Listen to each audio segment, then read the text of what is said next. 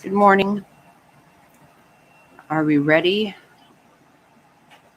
Are we ready for Lori to go bye bye forever? I know I am. Hey, Trimey. Good morning. Good to see you. You know, sorry. Um, Colby is giving a statement today. Um, but I told you guys the other day he had a minor stroke. They thought he had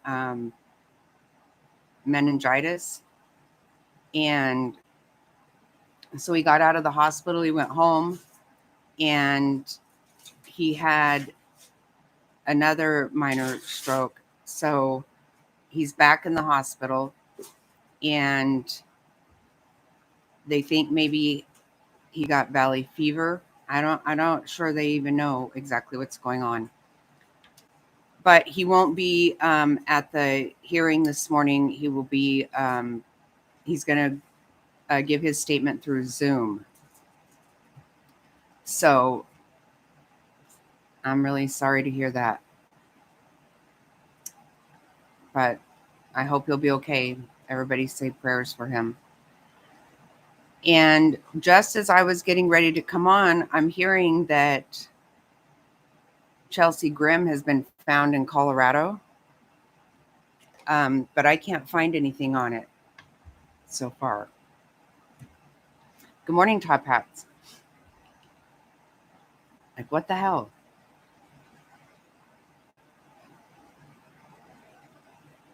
I don't know if you guys remember, that's the one that, with that lizard that was, Queen and I drove up to northern Arizona looking for. She went missing up. She went missing in the town that where we have our cabin. So I haven't found anything on it though.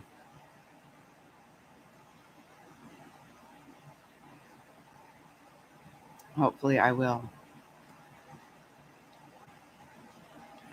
So, I was watching the local news this morning, and there were people that stayed the night out in front of the courthouse last night.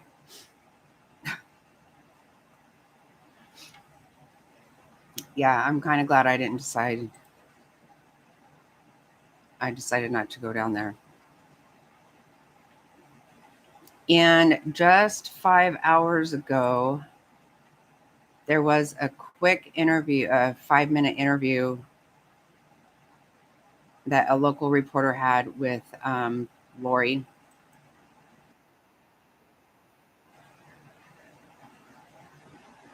Let's try to watch that real quick before.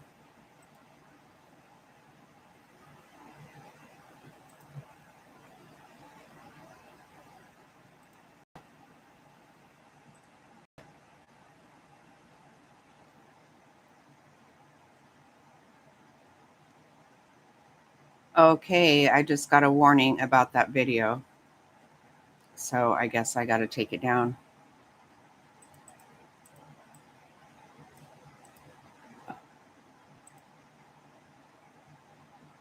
I hope I didn't get taken down.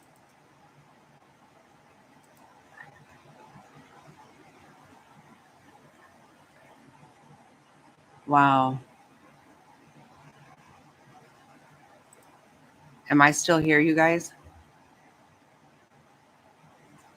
Okay, I didn't get taken down. Okay. Wow. Okay. Yeah, there's a big thing across my screen.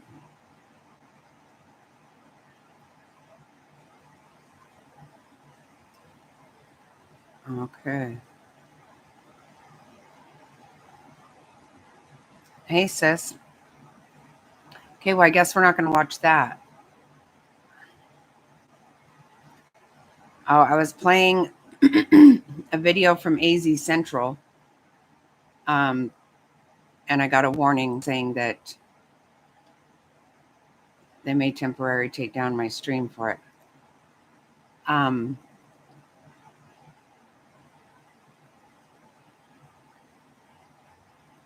Great. I hate Arizona Central anyway. I don't. So anyway, I haven't been able to find anything on Chelsea Graham. I'm looking still.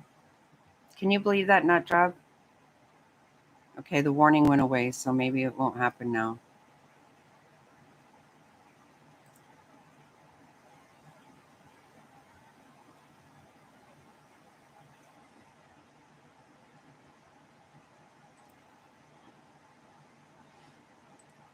I really hope that Judge Boreski just gives it to her, man. I'm super excited about that. I hope he rips her an ass.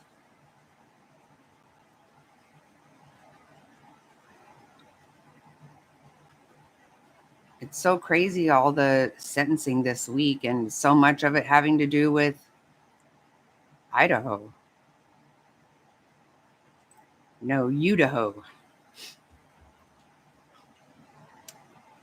But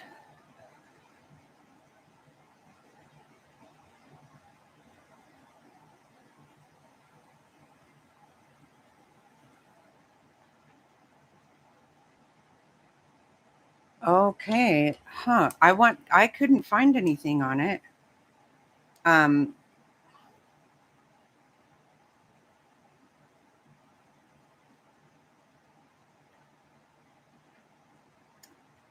So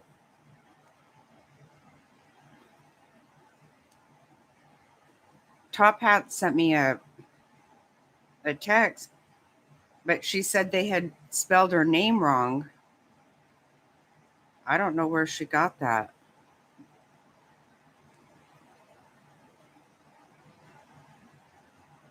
Let me see.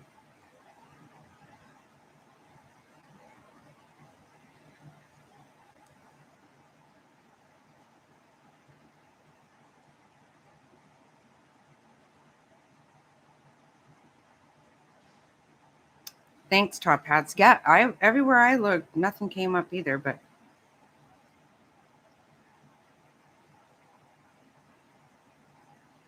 let's see. Well, I hope that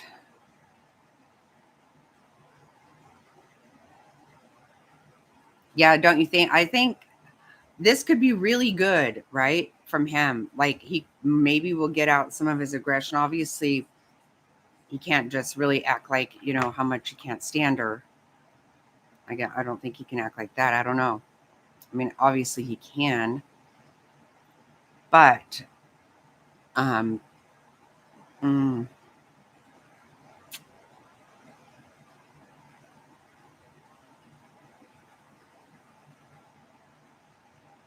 I don't know.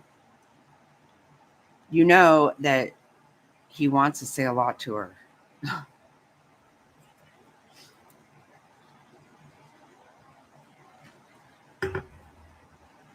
So much going on this week. Did everybody catch try me? Did you go back and listen to um the impact statements the other day for Brian Koberger? I'm like everybody's did you love Olivia? I'm telling you, that was so epic. Gonna be getting the big D's now. Didn't she? It was awesome. I love it. Oh my God.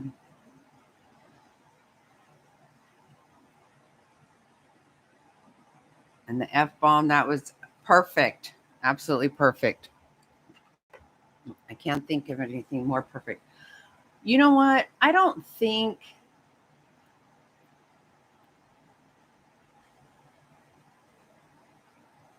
Right, right. Yeah, she said what I didn't even realize I wanted to say. Oh my god, top hats, I have not. Right now is a getting on here this morning is the first time I've opened my computer since I shut it on sentencing. I've had so much going on. Seriously, I've been crazy busy. I'm having birthday dinner and stuff tomorrow, and I've been working on some stuff for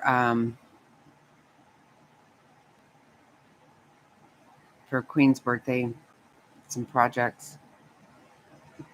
I haven't done anything but that, and clean windows and that kind of stuff. I got to start cooking today. I've got cakes to make and a ton. Is there good stuff in it? Are you kidding? Wow, top hats.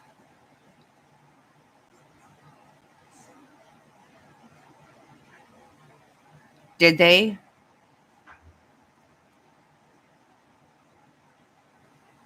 Really?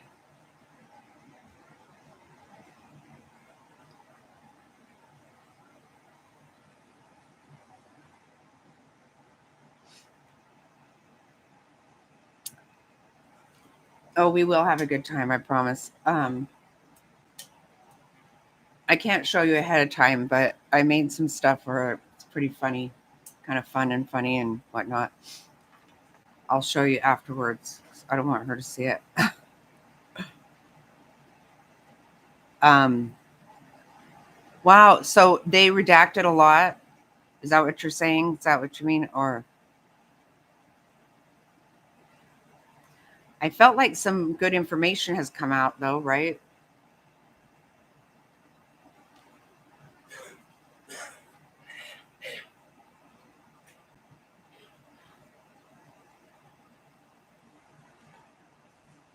Oh, okay, okay. Well, good. That's the way it should be.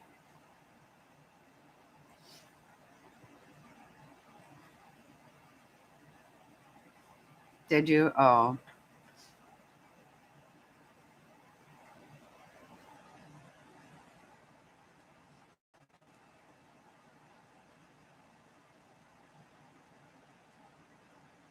very sweet.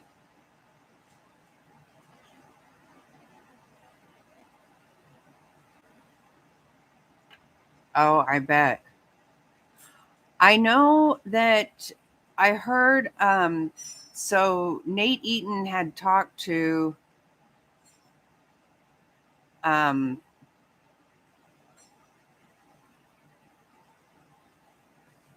had talked to Olivia and they had gotten some information I guess the day before sentencing. Yeah, she did say that. I know I think it is. I think it is absolutely the most epic. I can't even I love that. I absolutely love it.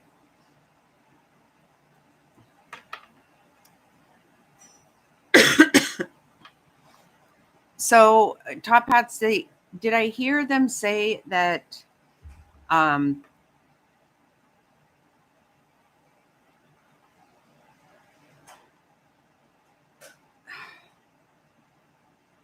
what about a second weapon used on Kaylee?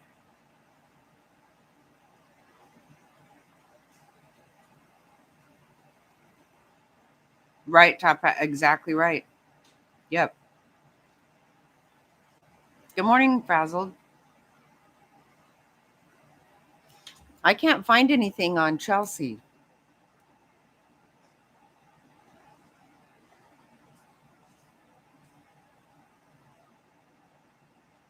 Hmm.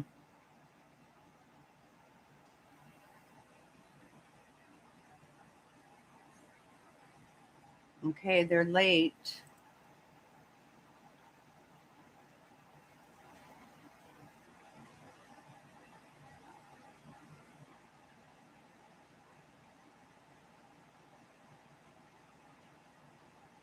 Right, right. Yeah, I wondered about that.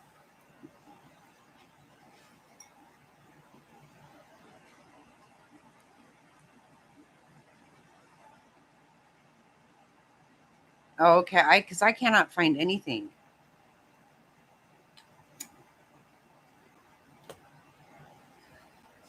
And Top Hats ask AI, and so you know what that means.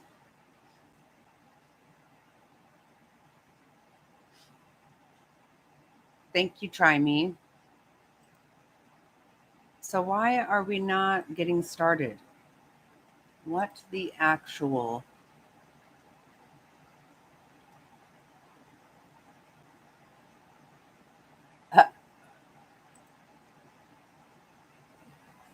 Well, I think they know everything. I'm just saying.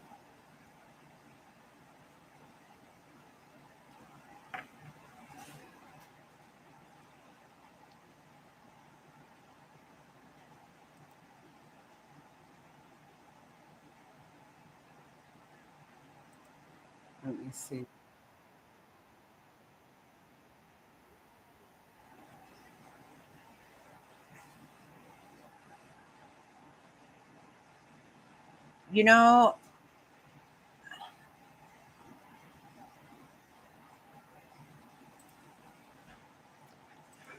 You know, there's been a 15-minute delay in all of the proceedings in this case. But I didn't hear that this time. I have not heard anyone say that this time. And why would there? Well, yeah, Top Hats, that's what I think so too. That's exactly right. That's what I'm saying.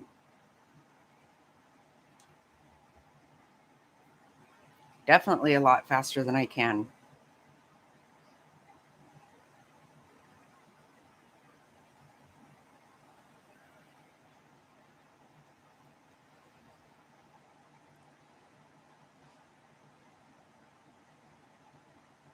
Heck yeah. I actually don't think about doing it. I need to.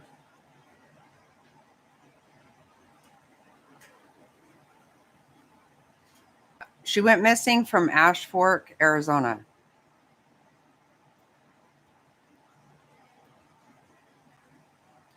Remember, she went to that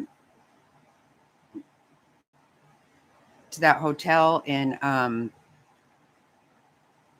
Seligman, and she was pulled over, or the police talked to her when she was stopped in Williams.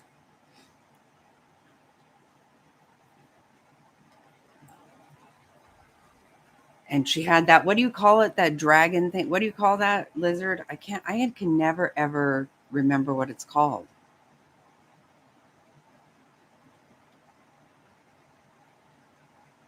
Some kind of, I don't know. I'm not into reptiles.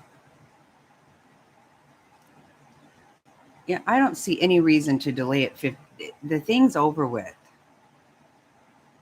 Good God.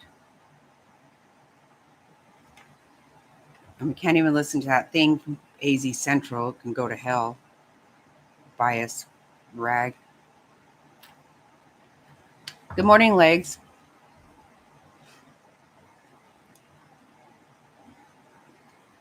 It's time to say goodbye to Lori Vallow forever.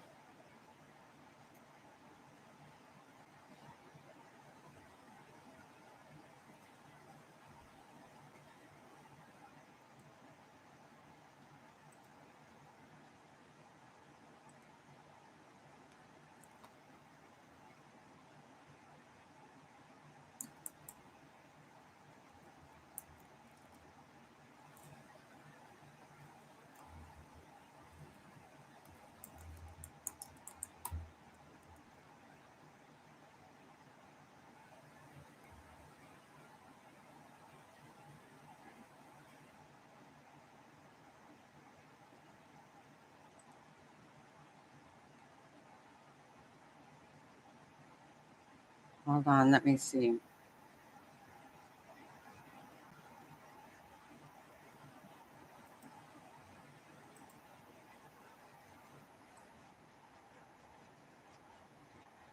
Hey, Kentucky woman.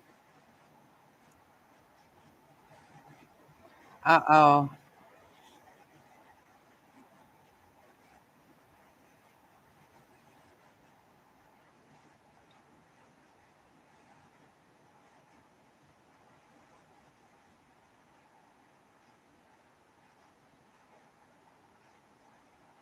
Hold on one second. I'm finding something here.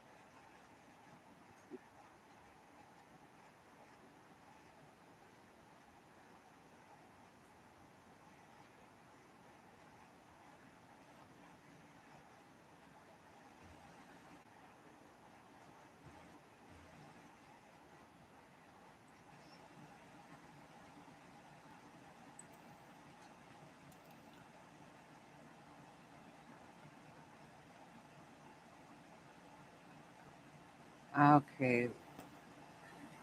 Since apparently we have a minute, just for a second. Oh, no, nothing. I was just looking for something.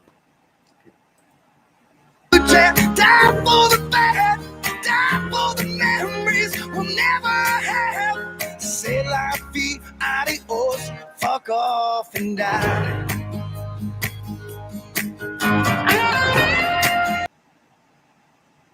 Okay, that was for Lori.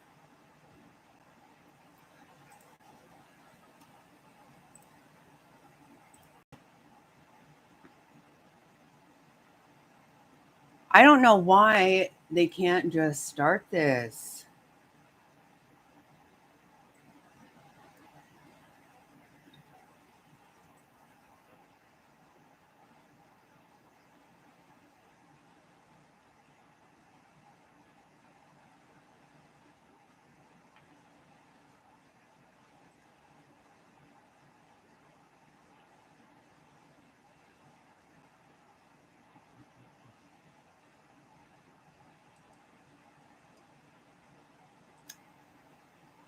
I know. Isn't that sad? Yeah. Hulk Hogan died yesterday.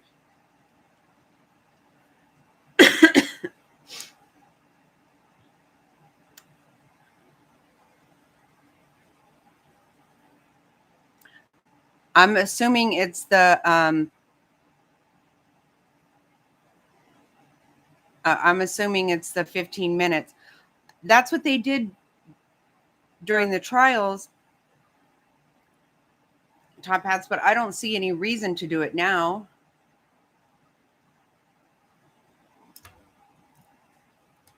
And I had not heard that. But apparently that's what's happening, a 15-minute delay.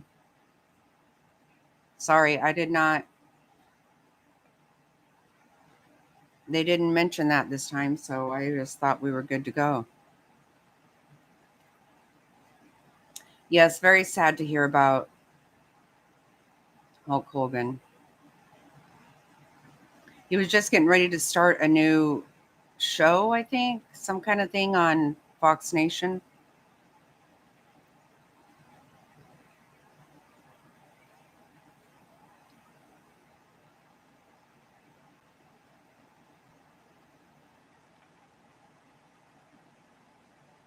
Oh my gosh. Oh my God, I love that. Try me. How fun.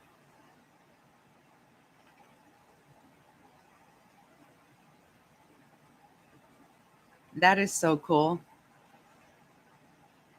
Oh, I remember when you went to the US Festival. I didn't know Ozzy was there. That is really sad. He was in really bad shape, poor guy. Oh my God. Made me sad. Yeah, you definitely need to. Uh,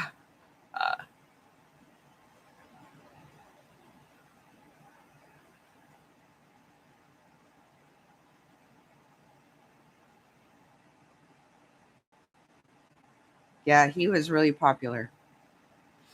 You know, he just spoke at the RNC and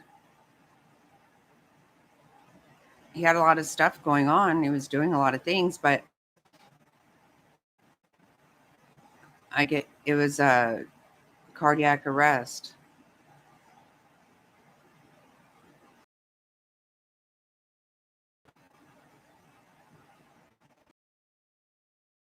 My little brother liked it a lot and my nephew, but I never really got into it. Oh,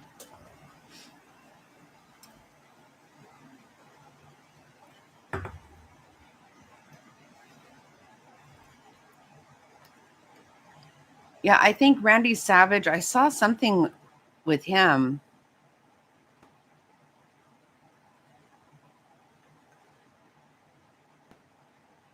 Um, I saw something not too long ago about Randy Savage, and I can't really remember it though now. Yeah, I know. I know.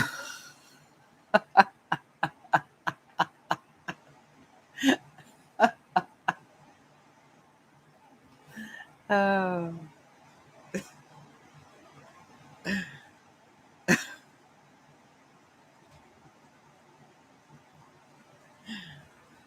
yeah, I was gonna leave that out. Oh shit.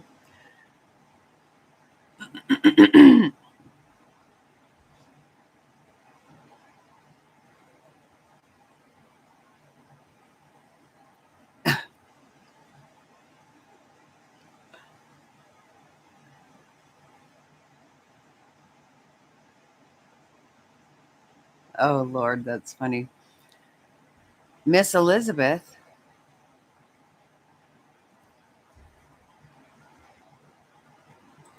come on with this.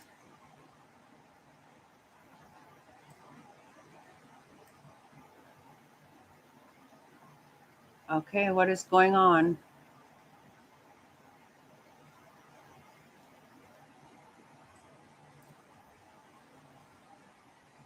Why is this son of a bitch? Why is this not?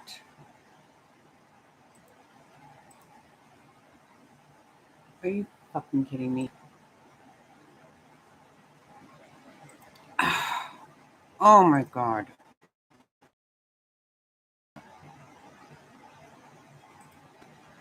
This is already going. Previously about the heart attack was not Hold the on. case. Look at this shit. We'll work on showing it. But as again, a very packed house. People are still filing in. I backed it up Again, so we can see it. Our Lauren Son Clark of will a be in bitch. the courtroom this morning. We'll check in with her a little bit later this afternoon. Again, whether there's tension, whether in the gallery too, those have been showing up, and you wonder if a lot of that emotion you know, But she's already walking and smiling, and you know, everybody See, will this see is that just in a what little we bit. But had. she's Why in got, the hell you know, didn't it come up here? her hair. You guys are all going to see Sick in as the jail uniform, in the orange jumpsuit. But and this is fully exposed authorities here in Arizona in a few weeks, and then, you know, who knows? We'll probably see her Hey, as she Jerry. arrives to Idaho. But once she goes into that Idaho prison, I don't expect to see much of her at all anymore after that. Because again, serving a life No, I sentence, never want to see her again.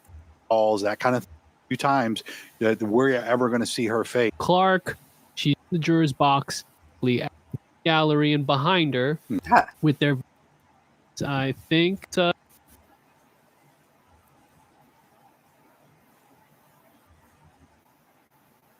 This is exactly what I had it on.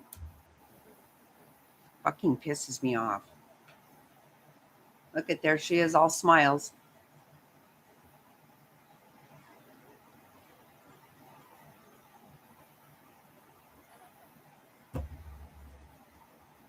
What the actual fuck? This shit irritates me so bad.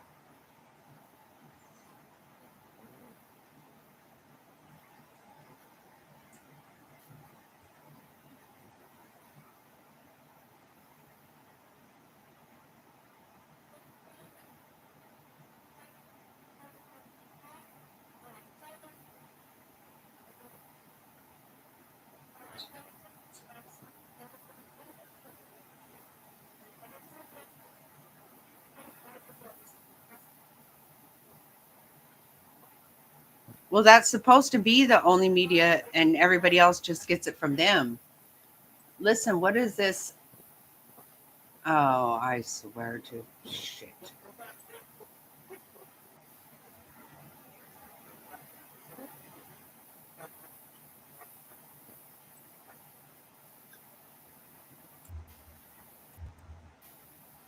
That sound is bad. Look at her.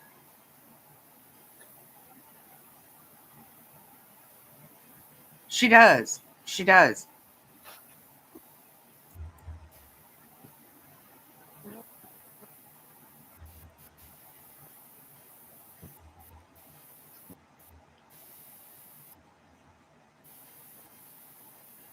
Look how happy she is. She is so gross.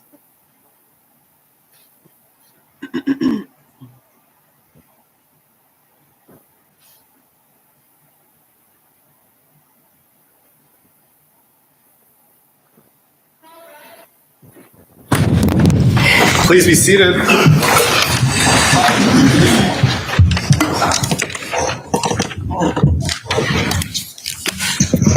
Hey, Queen. Good morning. This is the time set for sentencing in CR 2021-001704, CR 2022-001242, State of Arizona versus Lori Daybell. Is the state ready to proceed? Trina Kay, on behalf of the state is ready to proceed. Is the defendant ready to proceed? Yes. All right.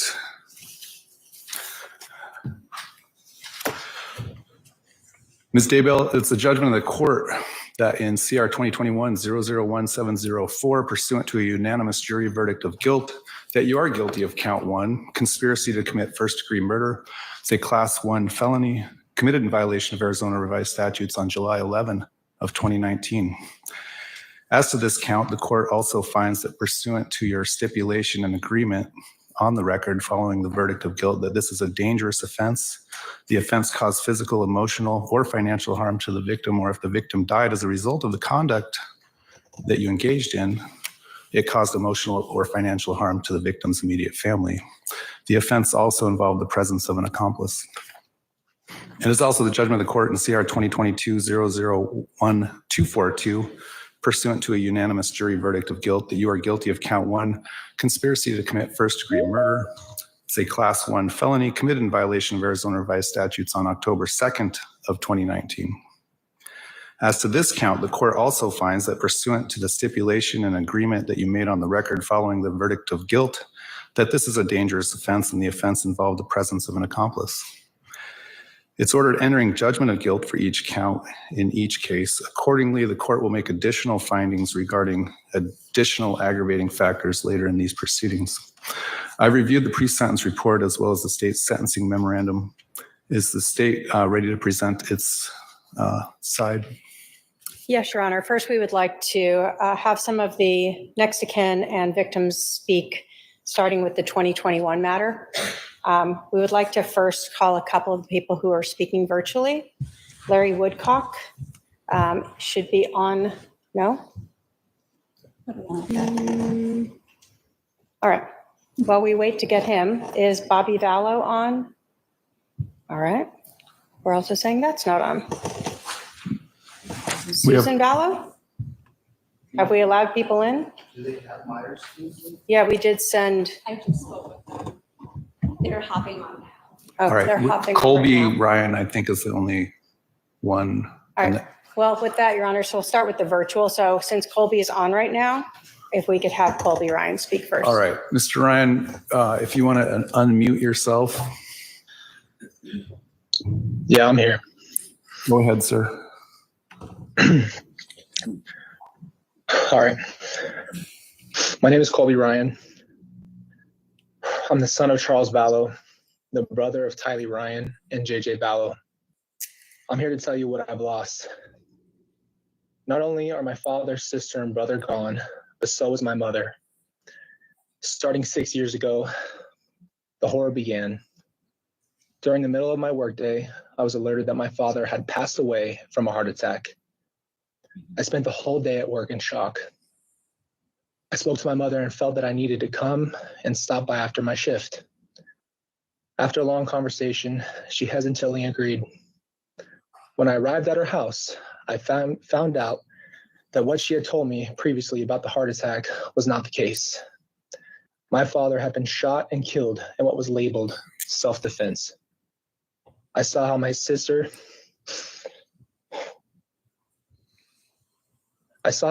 fell into my stomach with her emotions and sobbed. My brother JJ was asleep. Afterwards, I came home to my wife, and our young baby sat on the floor and completely broke down. My life would never be the same. My sister was caught up in the middle of this hell. She was only 16 years old. My little brother was barely 7. Within a few weeks, life continued to move quickly. My little brother, in just one day, had his father ripped away from him, and so did my sister. No matter how tough Tylee tried to be, she was scared, and I know she was scarred. She held a burden that no teenager should ever have to endure. My father, Charles Vallow, cared for his family. He took care of our family, and he made sure we had a good life. He was a very generous man. I'm going to give you the shirt off of his back. Here's the reality. In January 2019, I was told by my mother, Lori Vallow, that my father had been unfaithful to her for years. I was just shocked by this news. And Lori's actions sold the story. I naively believed her and thought that my father betrayed my family. Little did I know it was my mother having the affair all along. She accused others of what she was doing herself. I regretfully decided to stop speaking to my father. On July 11th, 2019, I would be flooded by the reality that my choice not to speak to him would be a lifelong sorrow. What I lost on July 11, 2019 was a father who was trying to help me in life, and a man who wanted to see his grandchild, and someone who wanted to give guidance and love. I lost a father. This affected me in more ways than anyone could ever know. I have to live with the regret of not speaking to him before he was murdered in cold blood. This did not only affect me. My little brother, JJ Vallow, was only 7 years old, and he had autism and had his life picked apart and never explained. One day he saw his father coming to him to pick him up at the house, and then never saw him again. My sister Tylee carried too much responsibility and was put in positions no child should ever have to be in. Part of that responsibility was being told to retrieve Lori's purse inside the house, possibly witnessing her father's body. Here's the reality. Neither Tylee nor JJ had time to even process or grieve. My mother, Lori Vallow, moved them out of state, and only a couple of weeks later, little did we know that my little sister, Tylee, only had 60 days before she would meet the same fate.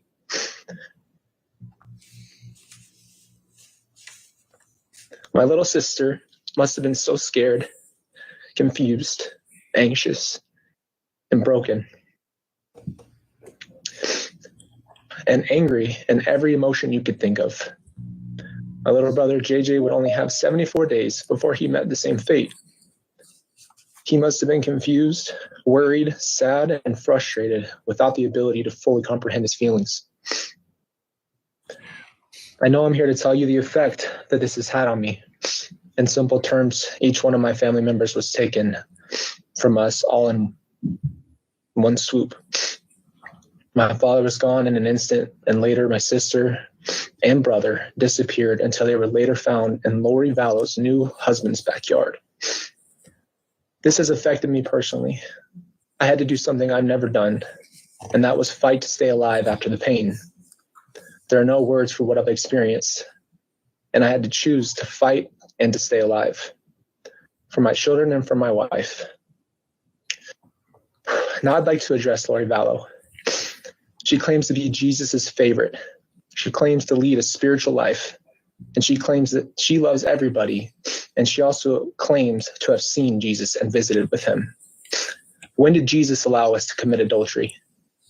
When did Jesus change the commandment of thou shalt not kill? When did Jesus allow us to steal money from our dead children? When did Jesus tell us to lie our way through life?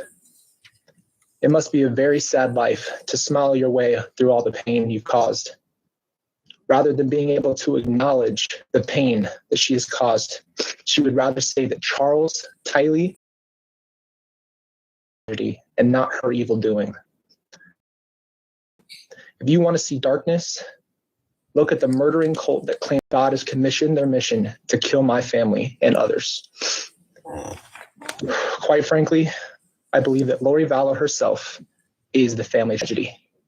Thank you. Thank you, Mr. Ryan. Thank you. I believe Larry is now online. We Larry, can have him speak next. Larry Woodcock, if you'd like to unmute, go ahead, sir. What would you like to tell me? Can you hear me? Yes, I can hear you. Thank you, sir. And thank the court for allowing me to be present. I truly wish I was there to look the murderers in the eyes.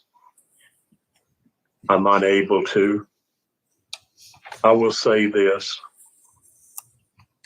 Murderers, you're nothing. You're a murderer. You're a narcissist, psychopath, delusional murderer.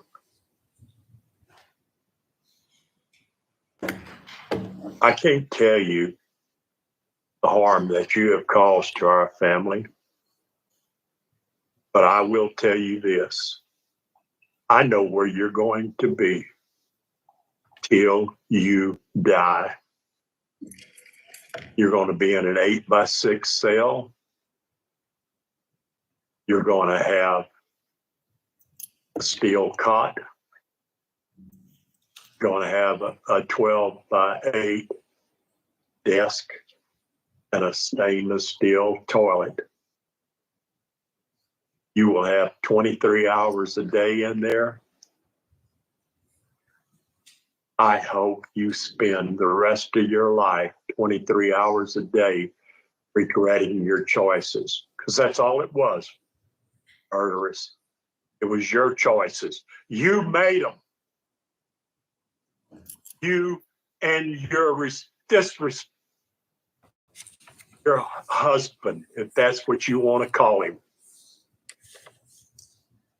For what? You murdered Charles, the best thing that was ever in your life, or you're delusional, narcissistic way. I will never speak your name again, murderers. You will never get anything out of me again in your life. You are nothing. You are nothing. You killed Tylee. Did you enjoy it? Look at me, Lori. Did you enjoy it? Did you dance around the fire like you sent the videos to Chad of you dancing around in your room for him? Did you enjoy it?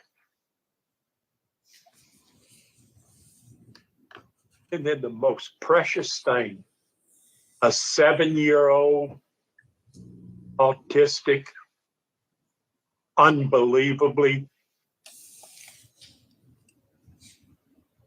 God's present to Kay and I, to Todd. Look at Todd. Turn around and look at him, Laurie, because that's the last time you're ever going to hear my name out of your mouth. Look at Todd. Have you said you're sorry? You wrapped JJ's hands in tape. You wrapped his arms in tape. You covered his eyes. And you buried him in 8 inches of ground. Murderous!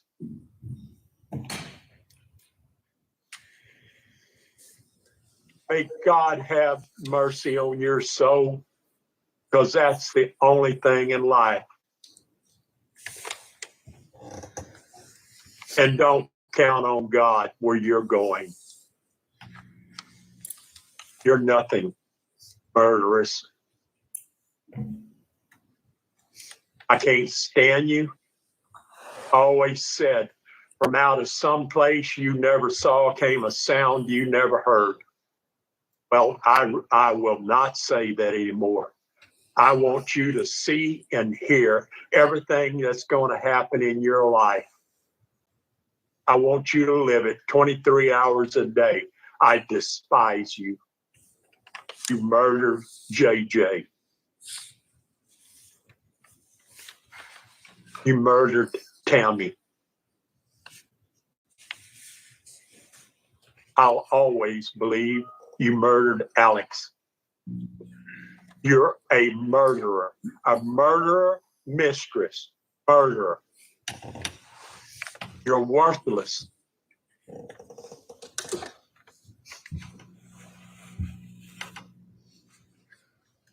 I can't believe 6.5 years of putting up with you.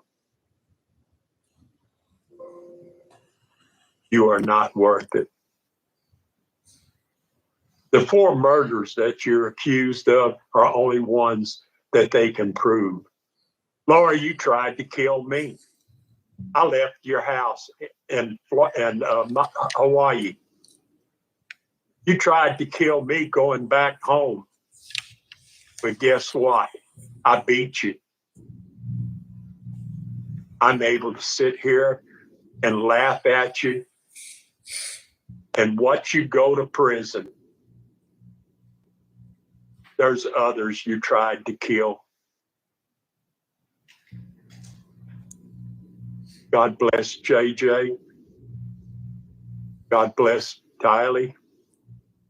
And most of all, God bless our family.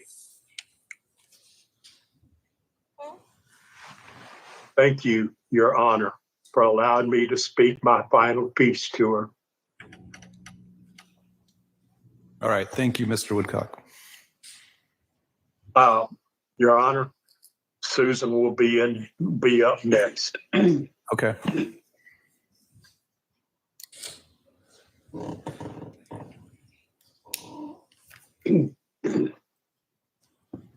Good morning.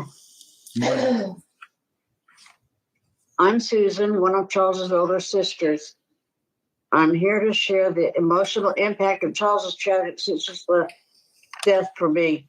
Charles and I had just started renewing our relationship with each other. One day in 2019 at Kay's house, Charles said to me, "Come see, sis."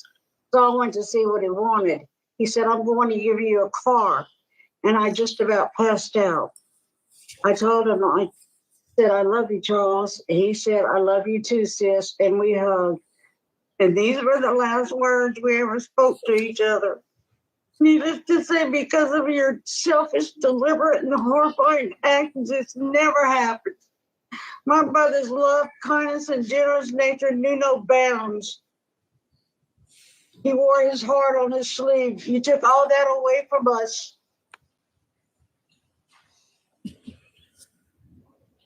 July 12, 2019 changed my life forever. It still hurts to reflect on the day I was told my brother had been taken from the world the day before.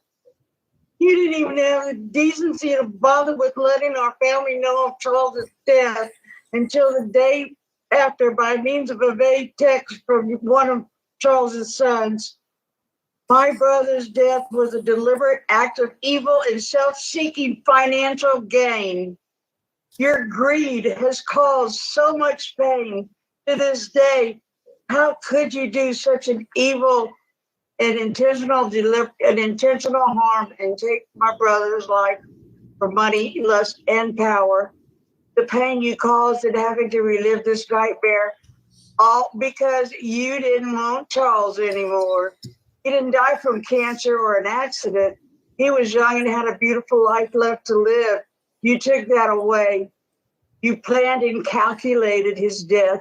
There isn't a day that goes by I haven't thought of this tragedy which you caused. I will never have another birthday, holiday, or other celebrations in life with my brother. Charles was victimized at the hands of you, Lori, and your accomplices. To do this to Charles, to receive money is sickening. I am disgusted and truly appalled by your evil, selfish, and reprehensible actions. You will miss out on wearing nice clothes, driving what was once your Range Rover, thick, juicy steaks, barbecues, and no more quiet, no more freedom, only rules. I have forgiven you, Lord. When Jesus calls me home, I don't want any of this on my soul. Thank you. All right. Thank you, ma'am.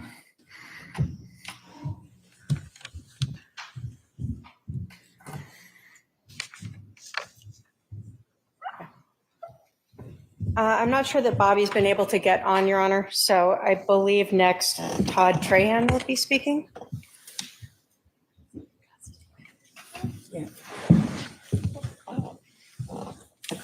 Sir, you want to come up to this podium right here? No, never mind. There's one. He's gone.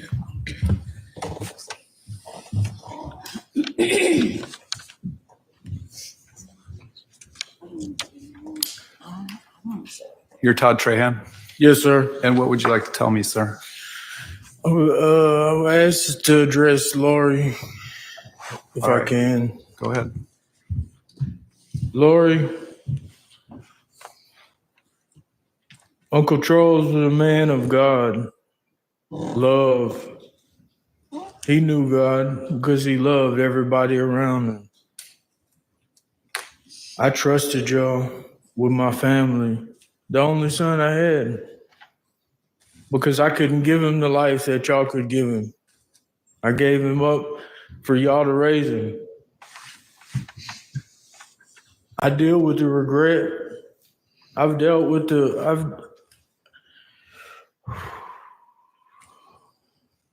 I've dealt with the torment of making that choice.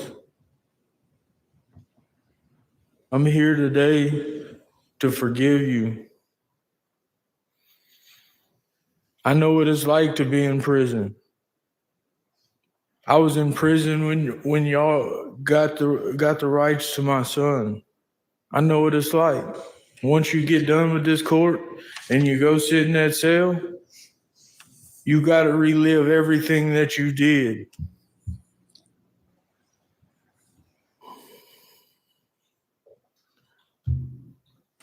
I hope for you that you understand the truth of what God did on the cross, because God died not only for me, he died for the unlovable. People that the world thinks shouldn't, they judge.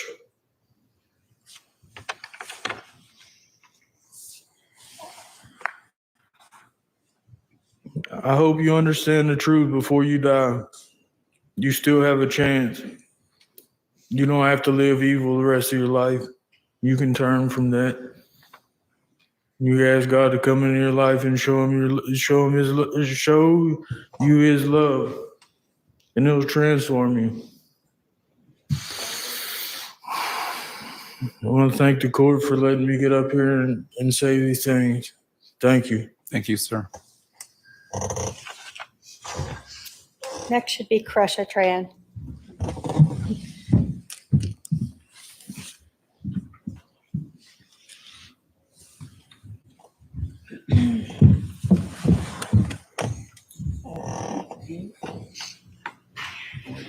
Kresha, Yes. what would you like to say? All right, let's see. My name is Kresha K. Trahan, and I stand before this court today as a voice for the shattered remains of my family, a family that has been ruthlessly decimated. Not only were lives stolen, but also our peace, our trust, and the very fabric of what a family should be. Charles, my uncle, and my mother Kay's beloved brother, was so much more than just a relative. He was a cornerstone of our family. I remember his infectious laugh, his corny jokes, his unwavering optimism, and his genuine care for everyone around him. He had a way of making everyone feel seen and valued. I gotta catch my breath. One of my fondest memories is how he was always there for my mother, his sister, Kay. Their bond was incredibly strong and they supported each other through everything. He was the kind of man who would drop anything to help someone in need. The news of his death in July 2019 shattered me. And it sent shockwaves through our entire family. It was sudden and incomprehensible. My mother, Daybell Woodcock, his sister, was also devastated. The pain of losing her brother was immense, and it was a wound that has never fully healed. It's hard to see your own mother go through these kind of things because it's something you can't fix. For me, it felt like a light had gone out in the world. We relied on his steady presence and his ability to bring people together. The initial grief was compounded by the horrific circumstances surrounding his death. To learn that his own wife was involved in his demise was a betrayal of the deepest kind. It added a layer of anger and disbelief to our sorrow. The questions of why and how haunted us, turning our grief into a constant ache of injustice. We now know the chilling extent of the premeditation. Records on Chad Daybell's Gmail account show searches for Ned Snyder, 1996, Death, Louisiana, and bodies possessed after original occupant dies, as early as January 28, 2019. This was before Charles was ever referred to as Ned Snyder. This revealed a calculated descent into her delusion. Charles was fighting for his life and for his children's future long before his death. On February 20th, 2019, Charles called Banner Life to change his beneficiary to my mother, Kay, specifically for his special needs son, and to place a PIN code on his account. He was clearly concerned about someone accessing his account. Just 6 days later, on February 26, 2019, he called again to finalize the change, but couldn't provide a password he had never set. That's how distraught he was. He had never set the password. I mean, he had set the password and forgot that he had set the password. Growing angry as he suspected fraudulent access. From March 19th to March 21st, 2019, even while Charles was alive and still married, his wife and Chad Daybell traveled from Idaho to Arizona together, as evidenced by tickets in her iCloud account. On March 21st, 2019, she was back at the 4 Points Sheraton in Mesa using their Wi-Fi, all while plotting and believing in twisted narratives. Her so-called spiritual beliefs were nothing more than a thinly veiled excuse for murder, justification for murder.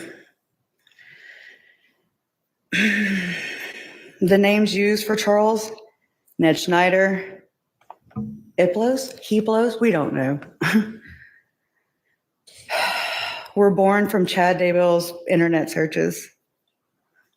Zalema's cellular phone records paint a disturbing picture of the generated belief system, with discussions about Chad's so-called gifts to cast out dark spirits, remove swords, and place spiritual armor. This was all a grotesque fabrication designed to justify heinous crimes. There was talk of healing quicker and reversing age, for Christ's sake.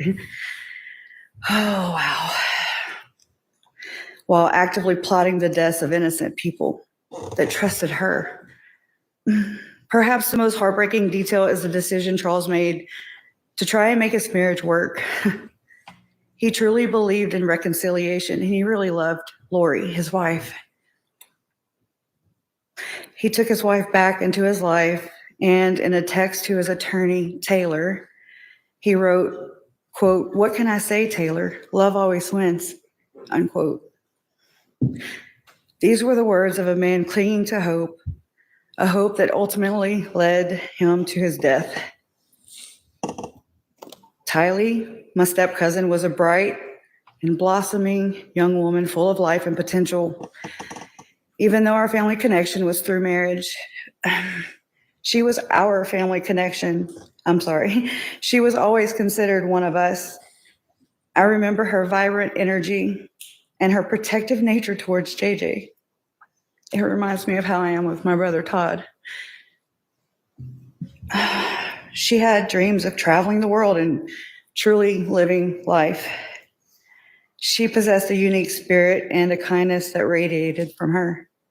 When Tylee disappeared, the initial worry quickly turned into agonizing fear. We desperately hoped for her safe return, clinging to any shred of possibility. The eventual news of her murder was soul-crushing.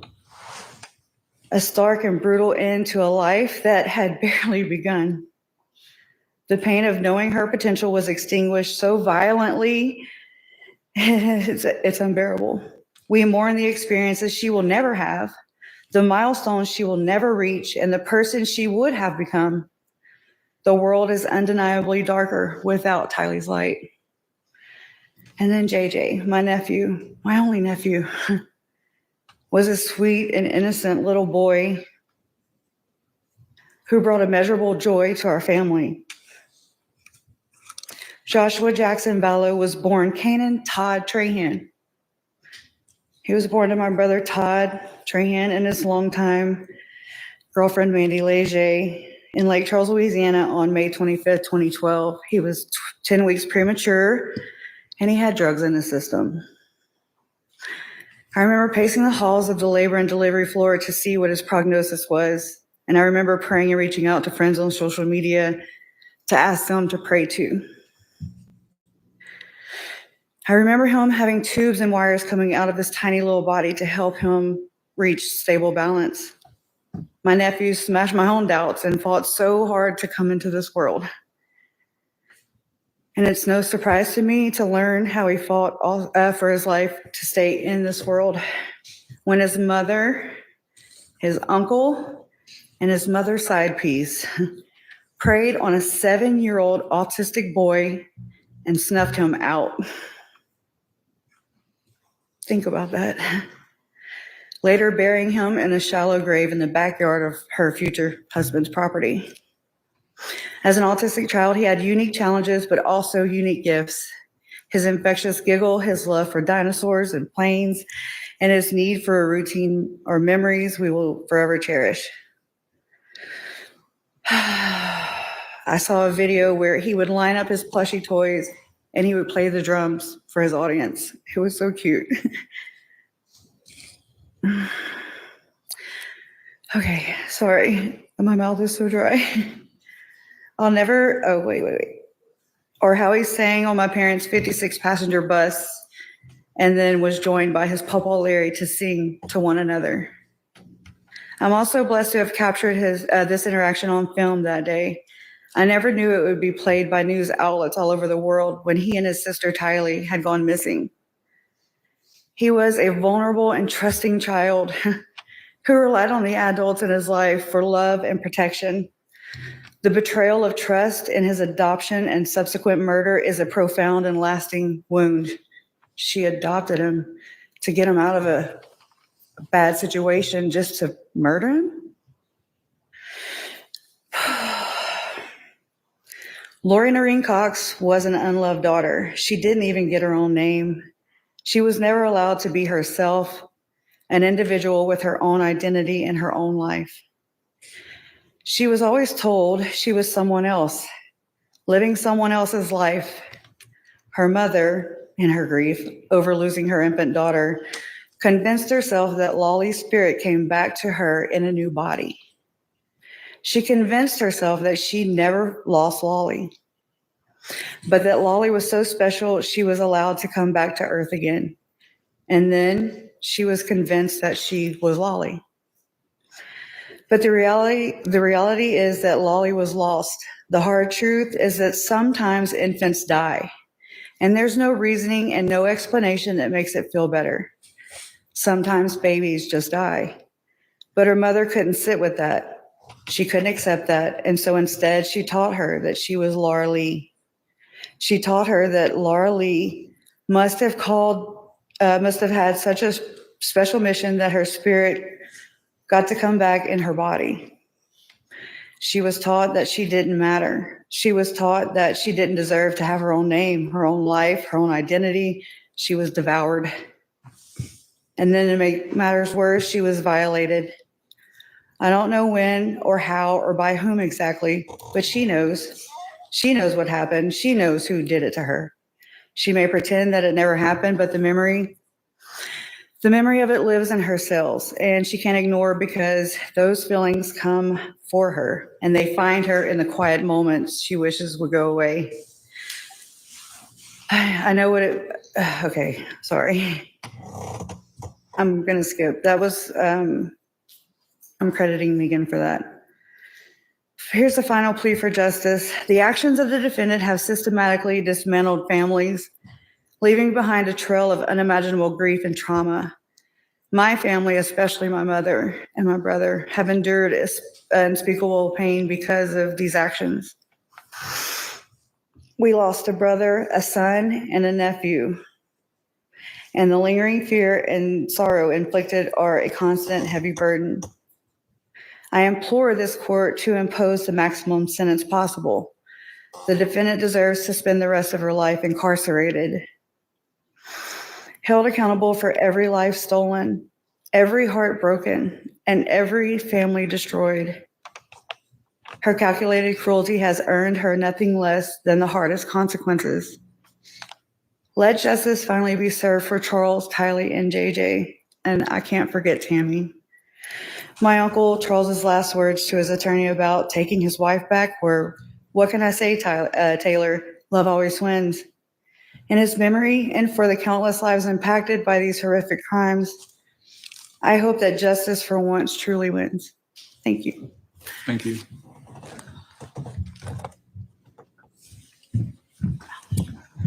Next will be Kay Woodcock.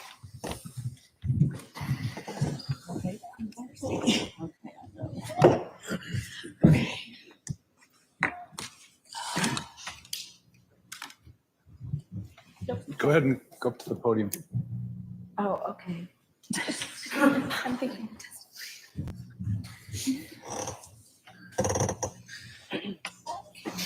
Can I sit up there? Gotta be here? Okay. Sure.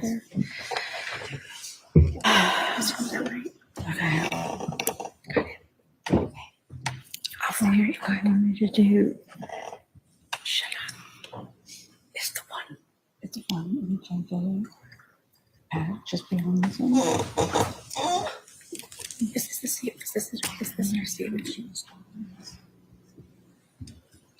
is whose? This is yours. Okay. Okay, anyway, it's okay. Okay. Hey, I'll need a water if you can have it. Your Honor, I stand before you today to honor Charles, my big brother. This courtroom is where Charles finally receives the justice he fought for and never saw in life. Thank you for allowing me to speak. Charles was more than my brother. He was the backbone of our family. He was steady, loyal, and endlessly generous. He was the kind of man who showed up for everyone without ever asking for anything in return. When you walked into the room with Charles, you felt safe, you felt valued, and that's what makes this all so unbearable, because the very person who should have cherished him the most, his own wife, betrayed him in the cruelest, most calculated way imaginable. Charles was a protector by nature, the man who would give you the shirt off his back and then ask what else he could do to help. He loved fiercely, laughed easily, and built his life around the simple but powerful values of family, faith, and hard work. It feels right that this trial comes after those for JJ, Tylee, and Tammy, because he was a true Southern gentleman. I know he would have told us to take care of them first. Lori. First, let me say this. Charles is not your husband. I can't do that. You have to address the court. Okay. Sorry. Charles is not your husband. Your disgusting co-monster, Chad, is. The Miss Texas pageant, Wheel of Fortune, Extra on Modern Family, July 31st, 2023. What do they all have in common? They're all days that failed to make you famous or idolized. Infamous? Yes, but never famous, never idolized. You spent your entire life chasing cameras, applause, and validation like oxygen, but here you are, exposed, convicted, stripped of the lies you wrapped yourself in. All your interviews, all your attempts to manipulate, triangulate, and control the narrative, even the one released just last night, have failed. The world sees what I saw in 2019 when you abandoned Charles, Colby, Tylee, and JJ to chase that grotesque shadow of a man, Chad Daybell. You call yourself a mother, a wife, a woman of God. You are none of these things. You are a liar, a fraud, and a murderer.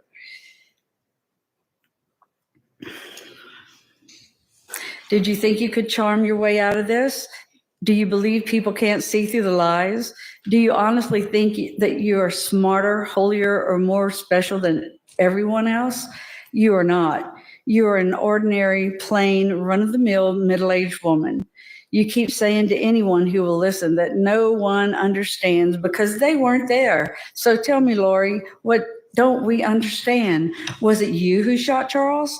Is that why you kept asking during the trial about testing your hands for gunshot residue?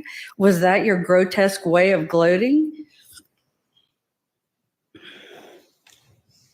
You murdered Charles. You confessed to the conspiracy. Do you think we all missed that? You took his phone and played a childish game of keep away and then tried to sell the world that this was a good reason for Alex or you to shoot him. And every single one of us sitting in this courtroom saw right through it.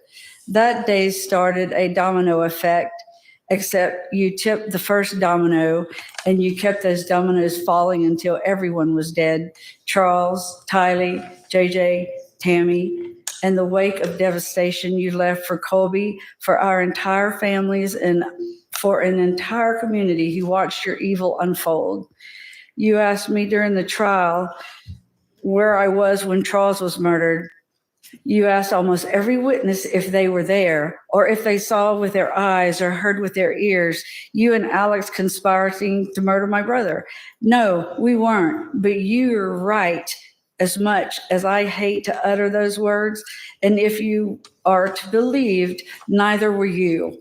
How dare you desecrate the memory of Charles and your children the way you did their bodies? How dare you blame them for your crimes? We all know what happened, Lori. There is no denying it. We've sat in courtrooms, seen the evidence, seen the wreckage you caused. We have listened to the truth tellers. Nothing is taken out of context. Your land of make-believe is just transparent. The facts and the science don't play games. They tell the truth, how many times Charles was shot, at what angles, and how long he'd been dead before 911 was called. The 47 minutes. Because you were busy trying to manufacture an alibi. Science doesn't lie, you do. Detectives, prosecutors, jurors, advocates, the men and women who had to bear witness to this horror, please stand. Chuck Considas, Eric Wheeler, Ron Ball, Ray Hermosillo.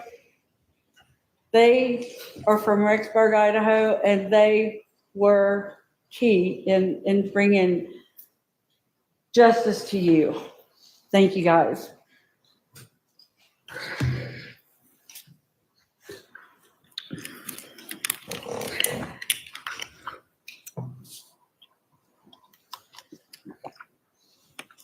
These individuals bear the weight of directly confronting your actions.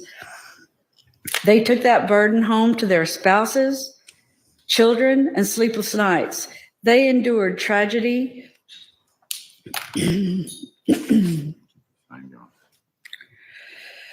You didn't just take our loved ones. You sparked a tragedy that now affects countless families. They understand. They were there, and they worked tirelessly to bring you to justice. Chandler PD never believed your bullshit. They didn't charge you immediately because they were busy untangling your web of deception. So you can continue making claims that no one understands because we weren't there. But make no mistake, we stand perfectly. We understand premeditation. We understand conspiracy. We understand fraud, insurance policies, and false alibis. We understand how long bodies lay in the ground while you danced, vacationed, and manipulated for attention. We understand the cost, emotional, financial, spiritual, that all of us have paid to clean up the wreckage of your delusion. Therapy, lost work, trauma, panic attacks, courtrooms and funerals, ashes and empty chairs. You are so selfish, so pathologically self-centered that you can't even see the shockwaves you created in every life around you. Webster's dictionary defines tragedy as a disastrous event. What happened to my family is precisely that, a series of disastrous events, each one engineered by you. You and Chad built a religion of narcissism, two people drunk on the fantasy of being special, chosen, above the law, above humanity itself. You labeled people as dark to justify murder. You wrapped evil in scripture and called it faith. You and Chad murdered your children and spouses and then hid behind a veil of lies. You are not exalted. You are not translated. You are a manipulator, a parasite, and a coward. You have no remorse. Your deflection is disgusting. Your interviews are manipulative. Your faith is counterfeit. You still talk as if you're somehow misunderstood. No, wrong. You're fully understood. We see who you are, a manipulator, a liar, and a destroyer. And the worst thing is, Charles loved you. He protected you, and you repaid him with betrayal and bullets. You left him dead on the floor and then went shopping for flip-flops and a new life with your apocalyptic con man. You tried to erase him, stealing his phone, twisting the narrative, and lying to anyone who would listen. But the truth doesn't lie, Lori, and now the truth has destroyed you. Lori, you have noticed this courtroom is full. It's not because people admire you. It's not because they see instrument in God's hands. It's because you're a sideshow freak, a murderous carnival act. People come to gawk at the monster who thinks she's divine. They don't come to honor you. They come to witness the wreckage of your delusion and to see justice crush it. You've always wanted an audience, but this audience isn't here to adore you. They are here to watch you fall, to watch you stripped of the spotlight you crave, to see your false crown ripped away. You are not a goddess. You are not chosen. You are not powerful. You just thought you could play God and win. The only legacy you leave is this. You will be remembered not as an instrument of God, but as a pitiful cautionary tale of evil and narcissism. Your life will end behind concrete and steel while the world outside remembers JJ's smile, Tylee's strength, Charles's kindness, and Tammy's light. You will be forgotten, except as the sideshow act you've made of yourself, a monster who wanted to be worshipped, but who will only ever be pitied. But the legacy of Charles, JJ, Tylee, and Tammy is here in this courtroom, a new type of family built on love. Colby and his family, Tammy's family, the men and women who battled evil, all of us united, because as Charles said, love always wins. Finally, I want to say this. You once claimed that no one could judge you because they weren't there. Today, everyone is here. The court is here. Justice is here. And now judgment has arrived. May this sentence be as permanent as the graves you filled.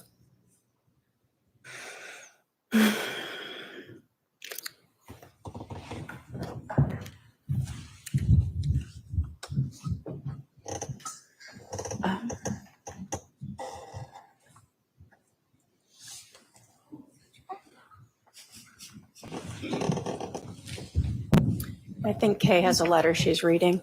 Okay.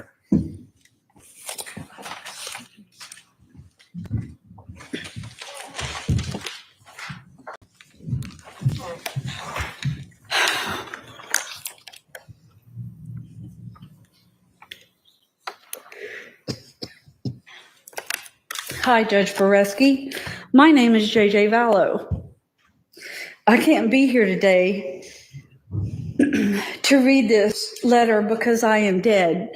I was murdered by the defendant, Lori Daybell, or as I used to call her, Mom.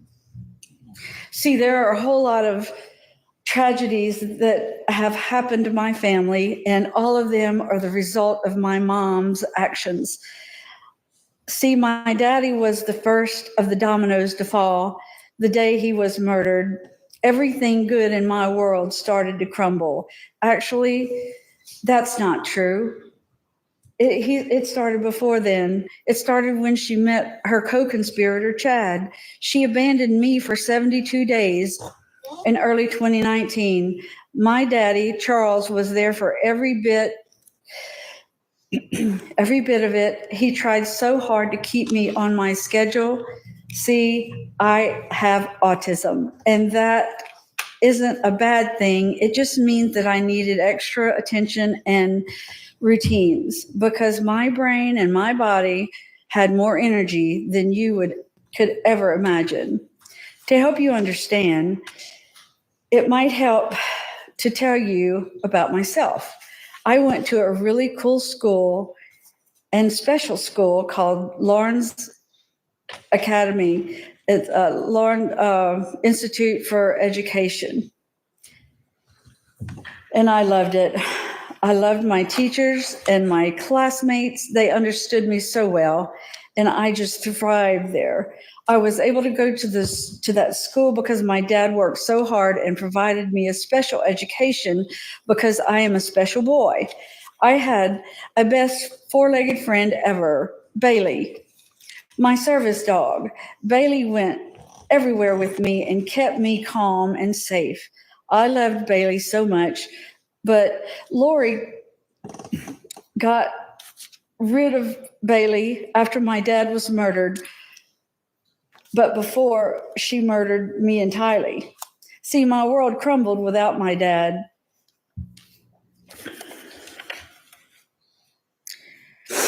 Without him to protect me, everything changed.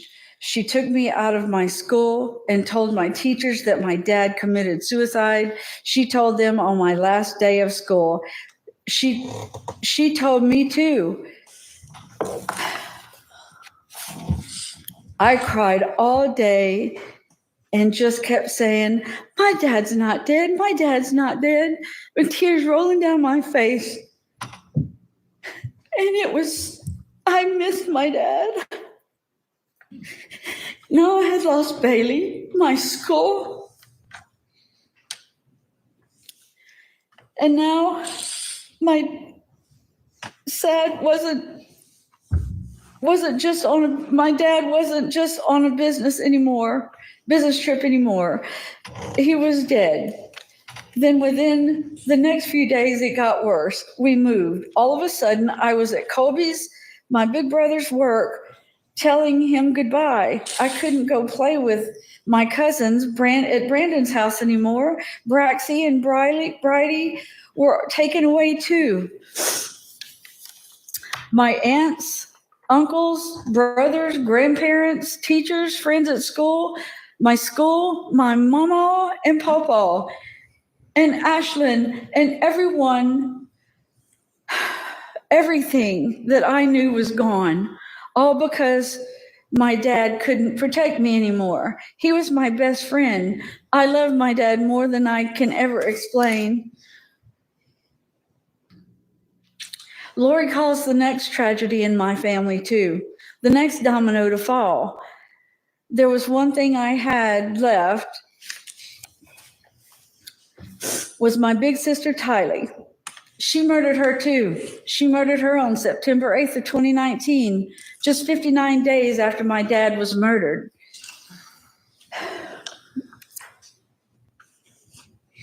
Days after she ripped my world apart and took me away from everyone and everything that made me feel safe and secure. Then on September 23rd, 2019, she murdered me. Lori took my dad away. She took away the best man, the protector of me and Tylee. I am dead because she killed him. He never would have let her hurt me, and I know he died protecting me. He took 6 years for me to be able to have a voice, to be here to say what the death of my dad did to me. I am not a domino that fell in her life. I am Joshua Jackson Vallow. I am the son of Charles Vallow. I should be 13 years old now, but I'm forever 7. The impact of my father's death was my murder. And Judge, it is 13 years today that JJ's adoption was finalized, and they moved him immediately right away to Hawaii. And I hope you remember that. I trusted you!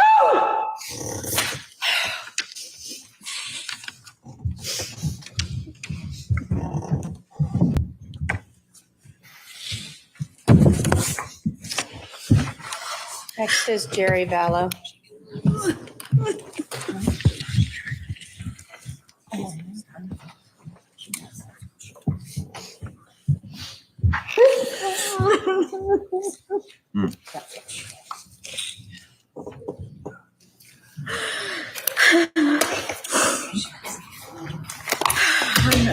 Good morning, Your Honor. Good morning. My name is Jerry Vallow. Charles is my big brother. And wasn't but a few weeks ago, I was sitting out in my garage with the door open. It was raining a little bit, listening to the fireworks in the distance. And all I could think about was everything I've lost and why. And I kept making excuses not to write a statement.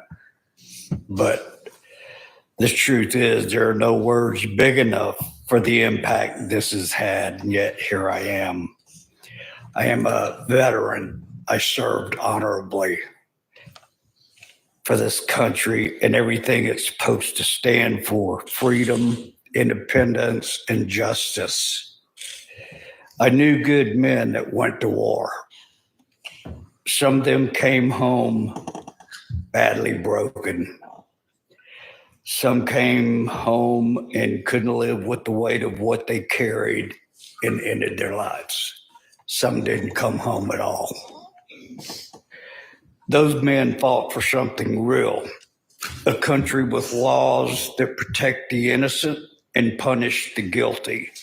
That's why I'm here to speak for Charles, my big brother, one of the innocents, because I still believe in that.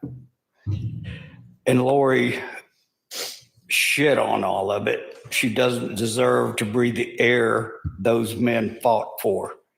She doesn't deserve to sit and play victim when she is the reason we are all here. When I came home from my service overseas, Charles invited me to live with him.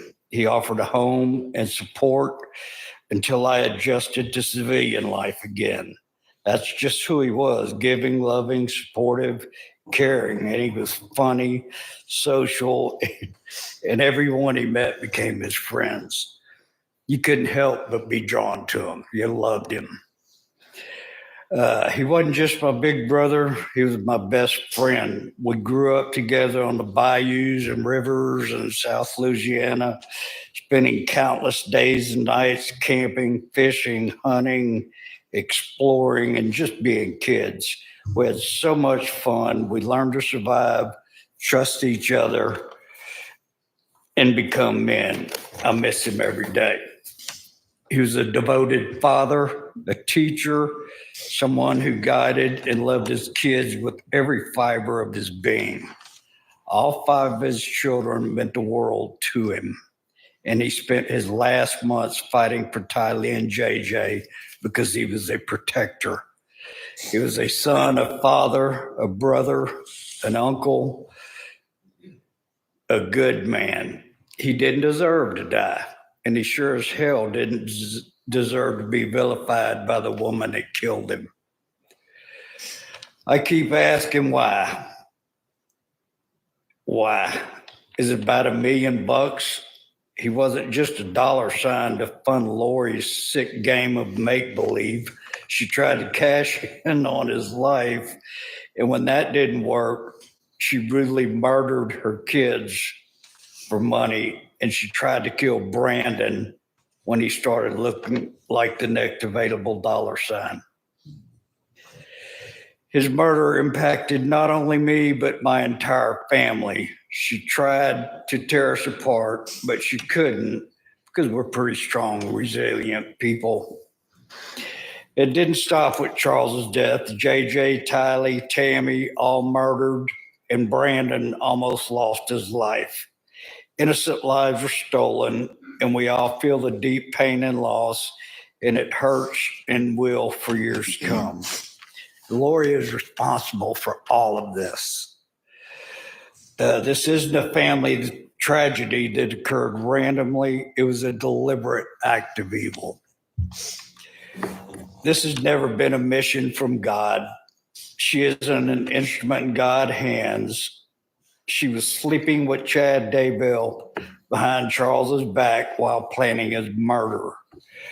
You know what kind of instrument kills a father in cold blood, buries 2 kids in a pet cemetery, and lies through her teeth while doing it? It's called a weapon. And God doesn't use weapons against innocence. She wasn't doing God's work. She was selfish, cruel, and calculated. God didn't send her to commit murder. She used his name to justify evil. That's not God's work. That's blasphemy, plain and simple. She used God's name like a weapon, lied in his name, killed in his name, and now she wants to stand in court and she claims she's doing the Lord's work. She's not some misunderstood woman. She's not some grief-stricken mother. She's not a victim of this story. She wrote her own disgusting make-believe story, and she wrote it in blood. She didn't cry for Charles. She didn't mourn JJ or Tylee, no matter what she says. She erased them. And she didn't give a damn about Tammy. So when she sits there and pretends this is some kind of tragic twist of fate, like she didn't like the fuse, remember that. She didn't just kill Charles. She stole him from everyone who loved him, from his boys, from our family, from me. She didn't just break the law. She pissed all over it and tried to claim righteousness. She started this. She caused this. She wasn't caught in some domino effect. She pushed the first one and kept pushing till there was none left standing. She twisted everything, God, family, and loves. And if she thinks she can twist justice too, don't let her.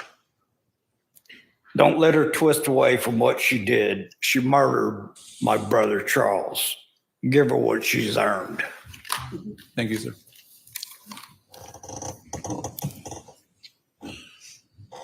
Judge, next we have Brandon Boudreaux's family and Brandon who'd like to speak on behalf of their case. Okay. If we are starting with Teresa and Carlson Boudreaux, Brandon's parents.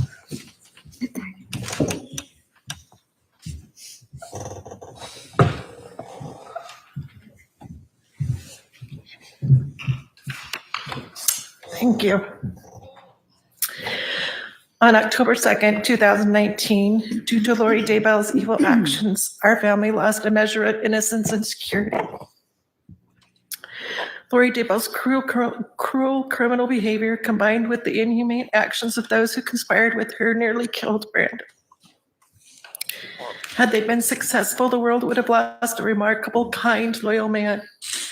As his parents, we would have lost a remarkable son. His children, our grandchildren, would have lost their stabilizing father. Our children, his siblings, would have lost an amazing brother who helps guide our family through his selfless example. Brandon's genuine love and kindness is evident in his actions with his family and friends. He truly cares for those around him, and his actions speak louder than words. We thank God every day that evil didn't succeed. As a family, we have mourned with all who have been affected by Lori's inexcusable acts. Lori Daybell and her evil co-conspirators devastated so many families.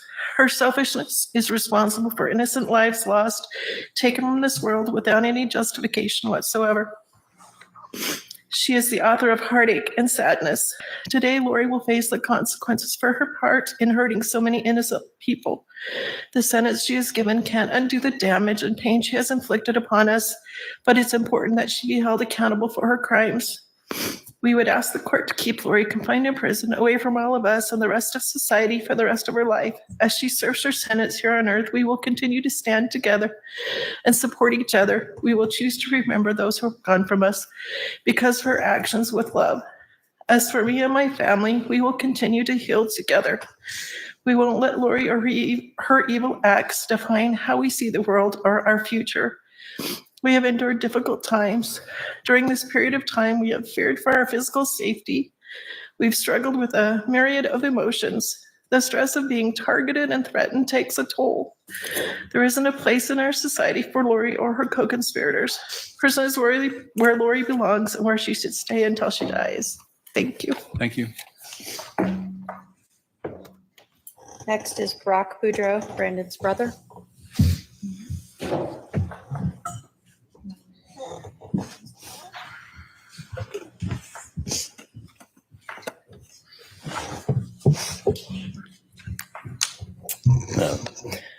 Thank you, Your Honor.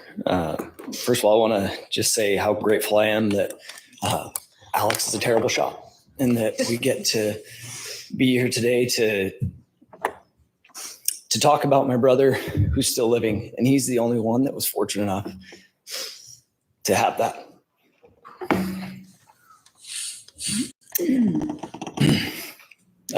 My name is Brock Boudreau, and I'm the younger brother of the victim, Brandon Boudreau. I'm writing on behalf of my wife and myself, and I'm here today to talk about the toll that this heinous crime has taken on our lives, as well as the lives of our family. From the moment I found out my brother was having marital issues, I was there for him, trying to help. He was abandoned by his then wife, Melanie, in Utah, with his children at the end of June 2019, and forced to fly back to Arizona. I offered to help him and flew back to Arizona. When we arrived back at his home, we were both surprised to find his wife already home, having driven back to Utah after abandoning them all there. During that night, I helped the children get to bed and allowed my brother and his wife to try and talk and figure things out. Overhearing their conversations, I realized just how deeply involved Lori, Alex, and Chad were in the failure of my brother's marriage. The next morning, I was talking with Brandon, and he told me how happy he was that I was there because Melanie had called her Uncle Alex the night before. And Brandon had mentioned how he was really scared of Alex, and that he was capable of killing someone that had tried before. At the time, I thought my brother was being a bit dramatic. But only a week later, I received the news that Alex had done just that, and he murdered Charles. This was the point where we started beginning to fear for our family's safety. A few months later, the thing my brother had feared the most happened.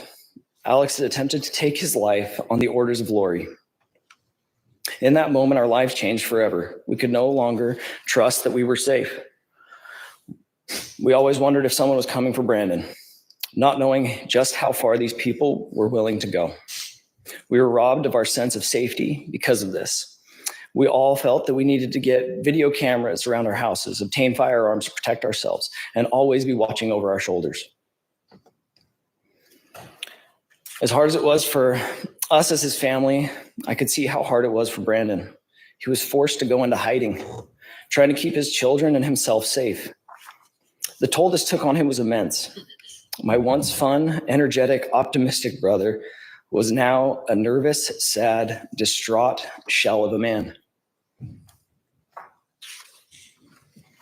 Our once fun phone calls about future life plans had turned into updates about the case that was proceeding.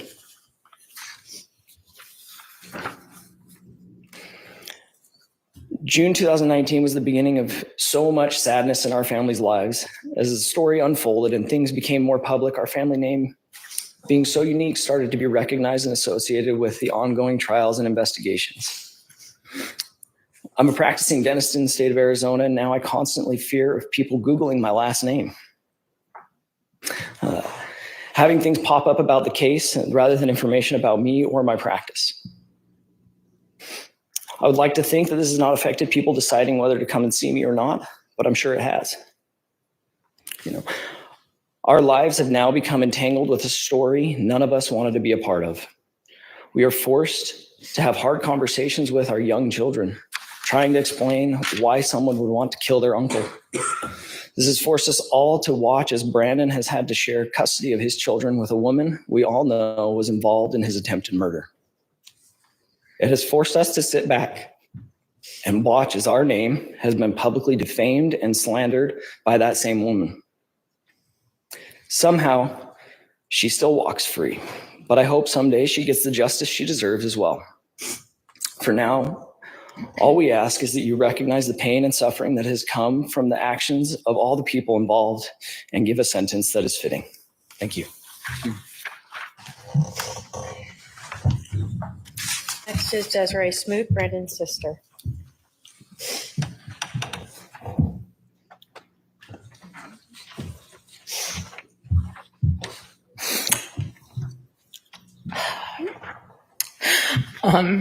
My name is Desiree Smoot, and I am one of Brandon Boudreau's older sisters. Sorry.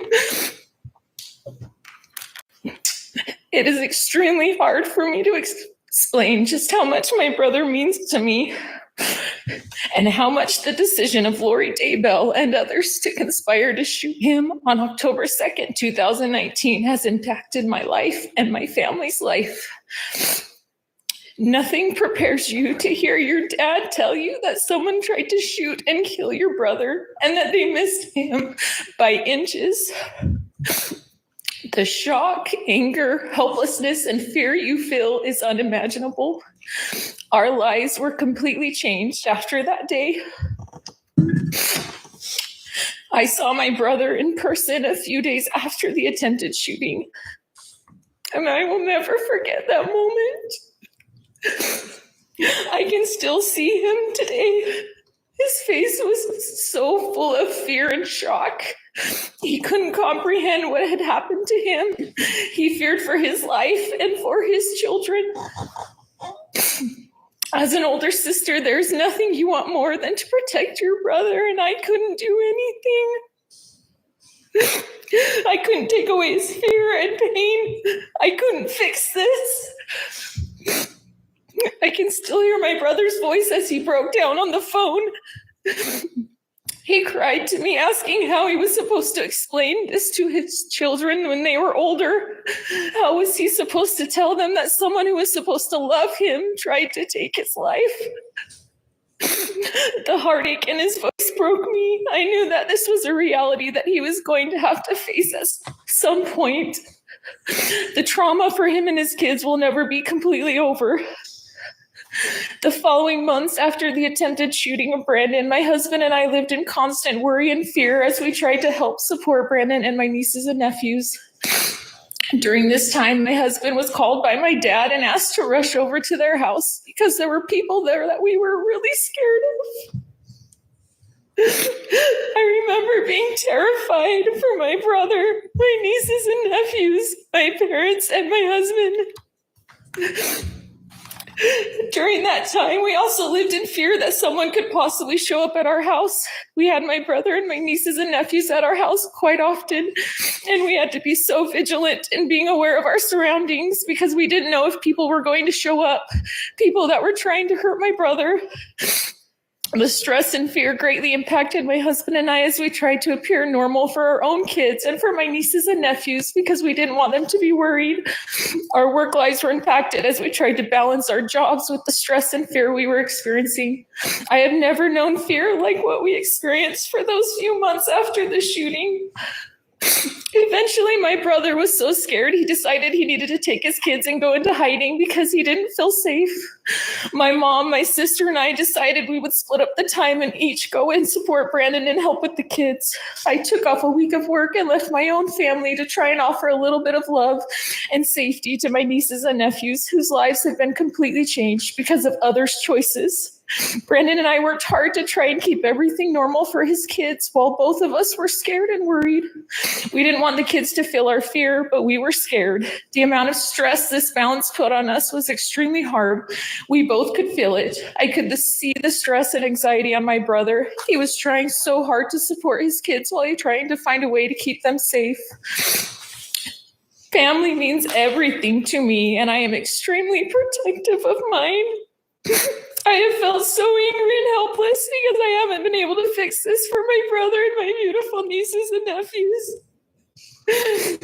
My heart aches for the realities my nieces and nephews will have to face as they get older and realize what happened to their dad and how all of this impacted their lives and will continue to impact their lives.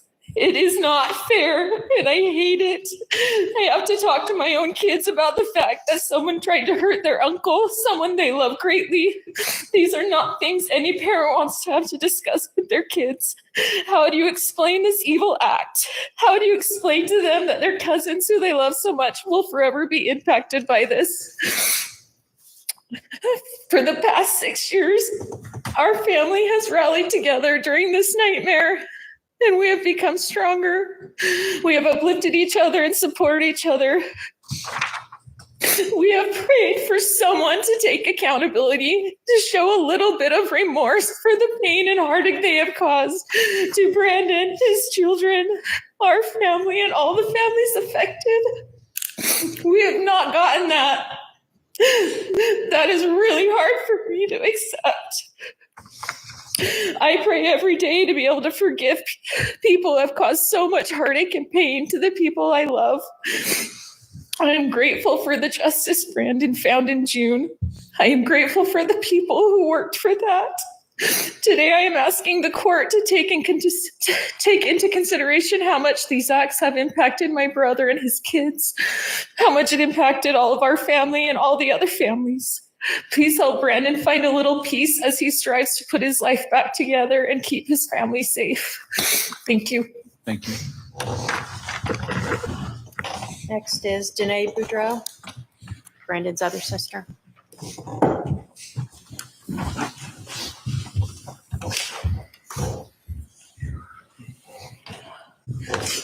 Hi, my name is Danae Boudreau, and I'm the youngest sister of Brandon. I've always been thankful for the beautiful family that I was raised in. My parents raised us in a home filled with love, laughter, and a belief in our Savior, Jesus Christ. I'm lucky to have meaningful relationships with all 5 of my older siblings. As they have been married and had kids, I had the opportunity to find more room in my heart for their spouses and children. Some of my favorite humans in the entire world call me Aunt Nay. I share this to help better demonstrate just how hard it was for me to hear that my older brother had been shot at in October of 2019. Being my oldest brother, I've always looked at him as a protector in a safe space.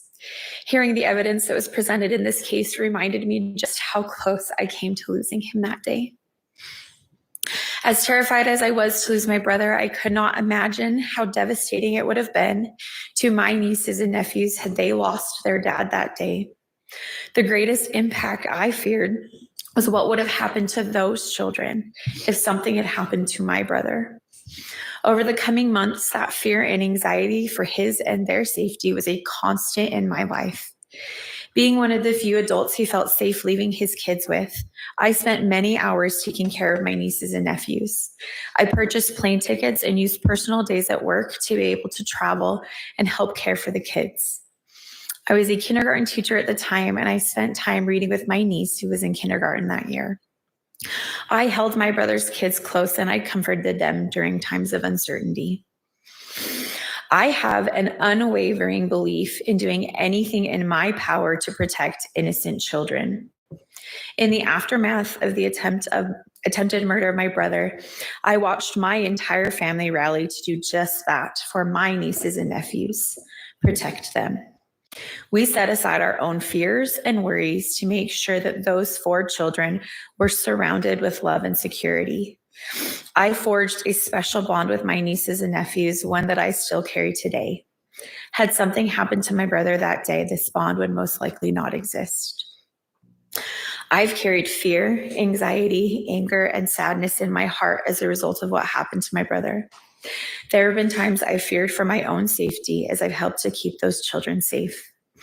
Out of respect for my brother and his family, I have stayed silent all these years as we've placed our trust in the justice system to hold all of those responsible accountable for what they did.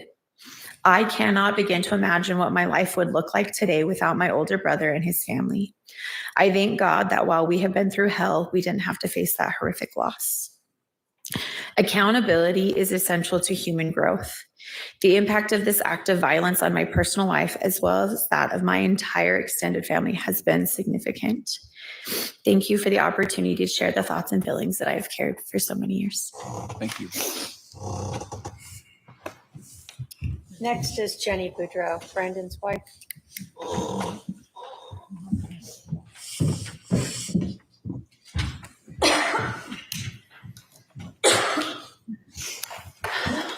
My name is Jenny Boudreau, and I am Brandon Boudreau's wife.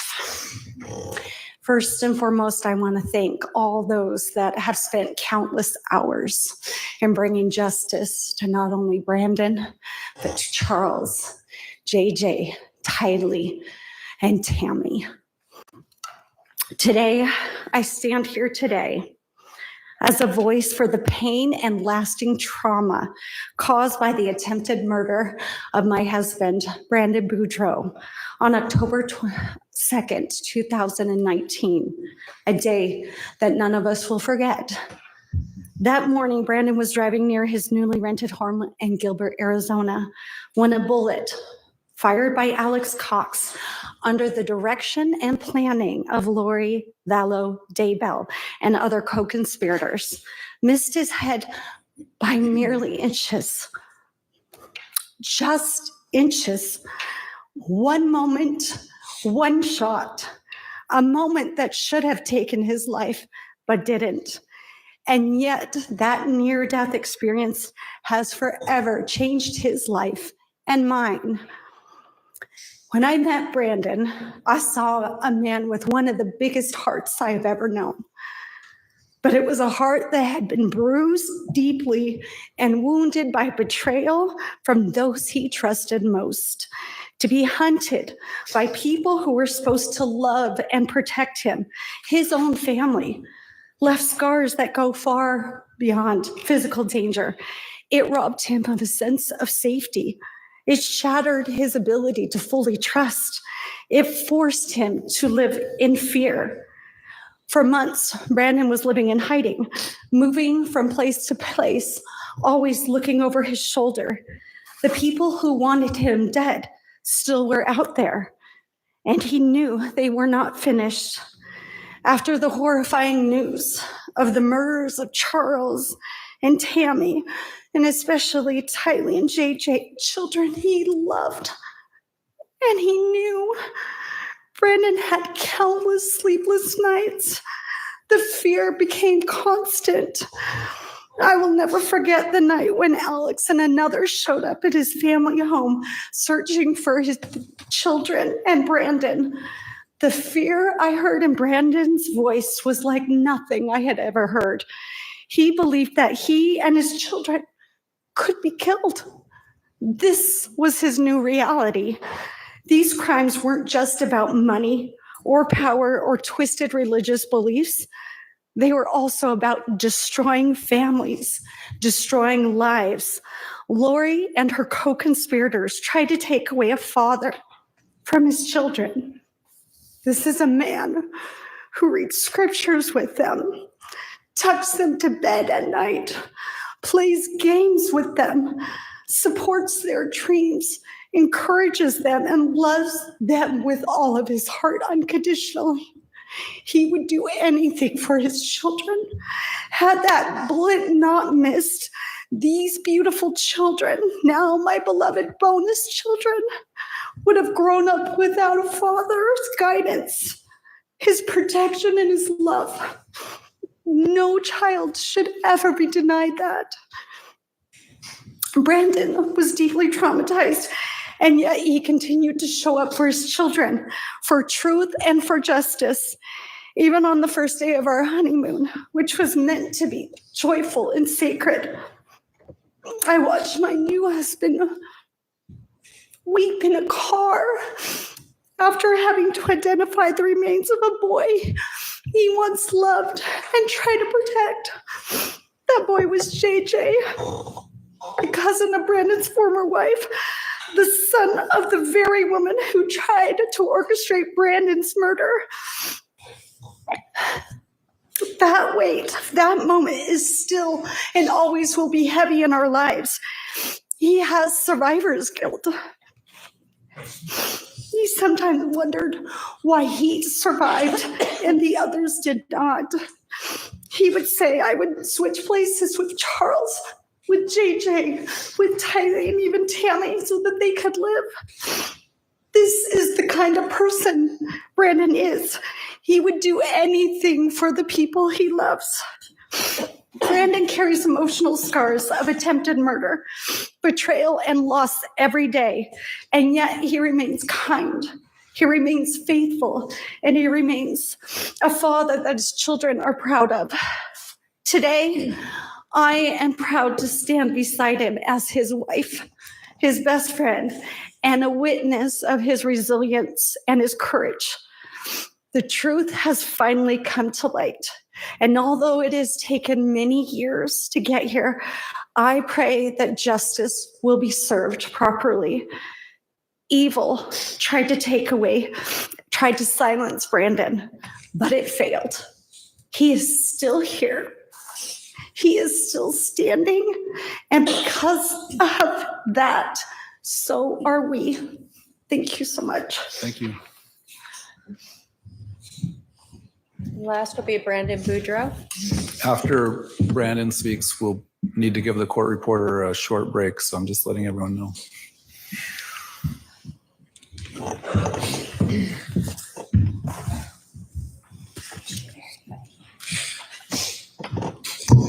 Thank you, Your Honor. I'm going to read my sister wrote a letter. She couldn't be here. I'm going to read her letter. And That's for Donnell? Yeah, for Danielle. Thank you. Thank you. Hello, my name is Danielle Hackey. I'm the oldest sister to Brandon Boudreaux. 6 years ago, our world was rocked in ways none of us could have predicted. I'm not unfamiliar with the criminal justice system. I worked within it for over 10 years, but it had never touched my life personally until it did 6 years ago. I watched as my brother Brandon had his entire life ripped apart with absolutely no warning. I watched him try to pick up the pieces of a life and family he had built and to try to bandage the broken hearts of his children with oh so many questions, while also navigating his own personal sorrow and heartbreak. I held him and cried with him and offered what little advice I could with all the love my big sister heart could give him. Then just a few months later, while I was 7 months pregnant with my third child and returning home from a doctor visit, I had my husband sit me down on the couch and ever so gently let me know that my brother had just been shot at. You see, my dad hadn't called me. He called my husband to tell him so that he could carefully and gently tell me what had happened. My world, as I knew it, was shattered. All of a sudden, I was living in a paranoid, anxiety-filled, fear-driven nightmare. As details emerged and my brother gained more information and knowledge, he reached out to see if he could bring his children to hide at our home for a while. There was no hesitation. We took them all in, but those few weeks were filled with terror. We stayed indoors with the blinds shut and the door securely locked. We did our best to entertain 6 children, ours and his, and keep them happy and as unaware of the situation as possible, while also monitoring our streets for any signs of those responsible for this. I no longer felt safe in my home. Leaving meant constantly checking behind and around me, making sure no one was following or watching us. We were on alert 24/7. Our entire family helped shuffle my incredible brother and his kids around, doing our best to ensure that they felt safe and were being loved and taken care of. This went on for months. Once those responsible were caught, we felt some relief. However, more details continued to merge, and my brother's life continued to get thrown for loops. Our family has come out of this closer, stronger, and more unified. We have held our tongues, never having spoken our truths, so as to allow the judicial system to do what it is designed to do, bring some justice to all of the victims. The big sister and me wanted nothing more than to take care of my little brother and his sweet children. I wanted nothing more than to fix everything and make it right. I obviously couldn't do that. I watched as my brother experienced the most horrible things and do so with grace, love, and humbleness that I don't know I would have had. I am grateful for the example he has been to me. I pray that our family can continue to heal and move on and hold strong to each other as we try to close this chapter. So many lives were impacted by such selfish choices. I'm forever grateful that my brother was spared that day. And I know that for me, I will never be able to go back to being blissfully unaware of the horrific choices people can make for the most unimportant and selfish reasons. Thank you for your time, Danielle Hackey.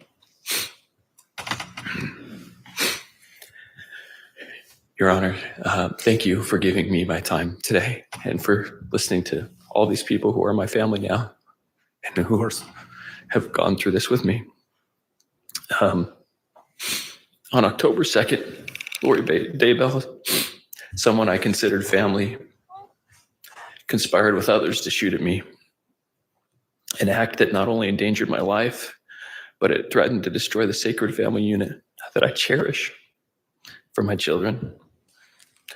Had this heinous crime succeeded, my children would have been left to face a lifetime of grief, robbed of the love, stability, and spiritual guidance I provide as their father. The betrayal by someone connected to my family has left me battling overwhelming emotions over the years. I felt fear, paranoia.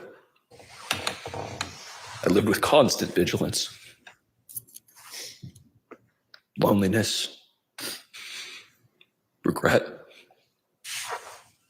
sadness, depression, anger, heartache, and embarrassment.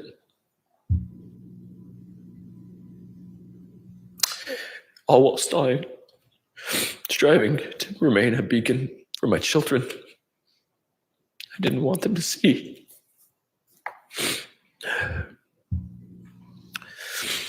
The word family in Latin was used as a word for servant, familia. How beautiful to think of those who are family as those who we serve or who serve us freely without the thought of reward. I try to live this truth every day, serving my children with selfless dedication, nurturing their dreams, teaching them resilience, and providing a foundation of love. Lori Daybell's actions sought to tear me from the sacred role, leaving my children without the father who serves them with unwavering devotion. Trust is something that is intangible. It can almost, excuse me.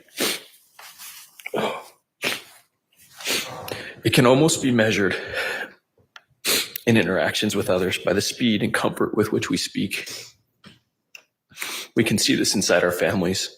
When it's present, it creates beautiful, safe spaces where human beings can grow and feel loved. As a father, I strive to cultivate this trust, fostering a haven where my children feel secure to grow and express themselves. Had I been killed, this trust would have been shattered, leaving my children vulnerable to fear, uncertainty, and struggling to rebuild the safety that they deserve. I believe the family unit is ordained of God, and as such, it can be the most safe and sacred space we have in this life. I was raised in such a unit by parents who created this for me. And my life's greatest desire is that one day my children will look back and say that I created that for them. This divine calling gives me a drive to provide a nurturing and sacred environment for my children, mirroring the love I received. The choices that were made on October 2nd by Lori and others attempted to end my life. They threatened to rob my children of this God-ordained sanctuary, denying them the legacy and safety of love I strive to build. Research underscores devastating impact of losing a father in early childhood. 20 to 30% of bereaved children develop clinical depression or anxiety, grappling with abandonment. It can hinder their ability to form healthy relationships. My children would have faced these scars and many more. Their sense of security would have been destroyed. The violent act orchestrated by Lori would have taken this. Additionally, children who lose a parent experience academic setbacks, social withdrawal. Studies show that such children face socioeconomic challenges as adults, threatening the stable future I work tirelessly to provide. Besides my children, I have extended family for whom this conspiracy's toll I will never truly know. There's no measurement system for our grief, for our stress, for their pain and their trauma. They carry a burden that was no responsibility of their own. They're good people. All of them. But they showed up. They understood what family meant. They postponed work. They postponed life. They postponed fun. They even put out their own children and their own spouses. I had to ask them and their families to keep me safe and put them in jeopardy. I was scared to stay with them for months after they shot at me and kept trying to find me. I was continually pursued. When I asked my new wife to marry me, I had to do so, knowing the burden I brought to our marriage. A life filled with unwanted attention, trauma, from a conspiracy I knew nothing about until it was almost too late. This burden will never go away, but we will learn to deal with it. We can never go back. We can't fix these things. There's no way to make right all the injustice and suffering that we've endured. So my greatest hope is that we can protect others from facing it. I hope those who participated can be removed from a place where they can have a chance to hurt anyone ever again in the future. No one deserves to live a life of fear and trauma. I have friends who stood up and put their lives on hold to help me and my children. I don't know how to convey to you the fear they must have felt to just be involved with me or around me. As others conspired and continued to come looking for me, I can't imagine the impact it had on them after the fact or during, and some of them had to distance themselves to keep their family safe. Finally, this overwhelming toll and conspiracy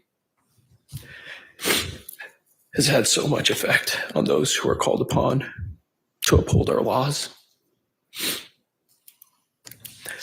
and to those that I employed to try to protect my family.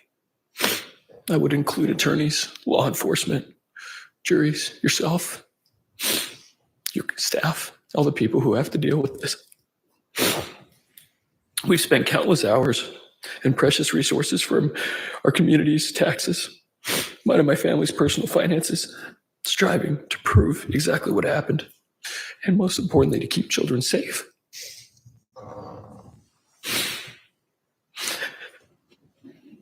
All of this could have gone to more productive and beneficial things to help others, but it had to be diverted because of selfishness and self-centered conspirations.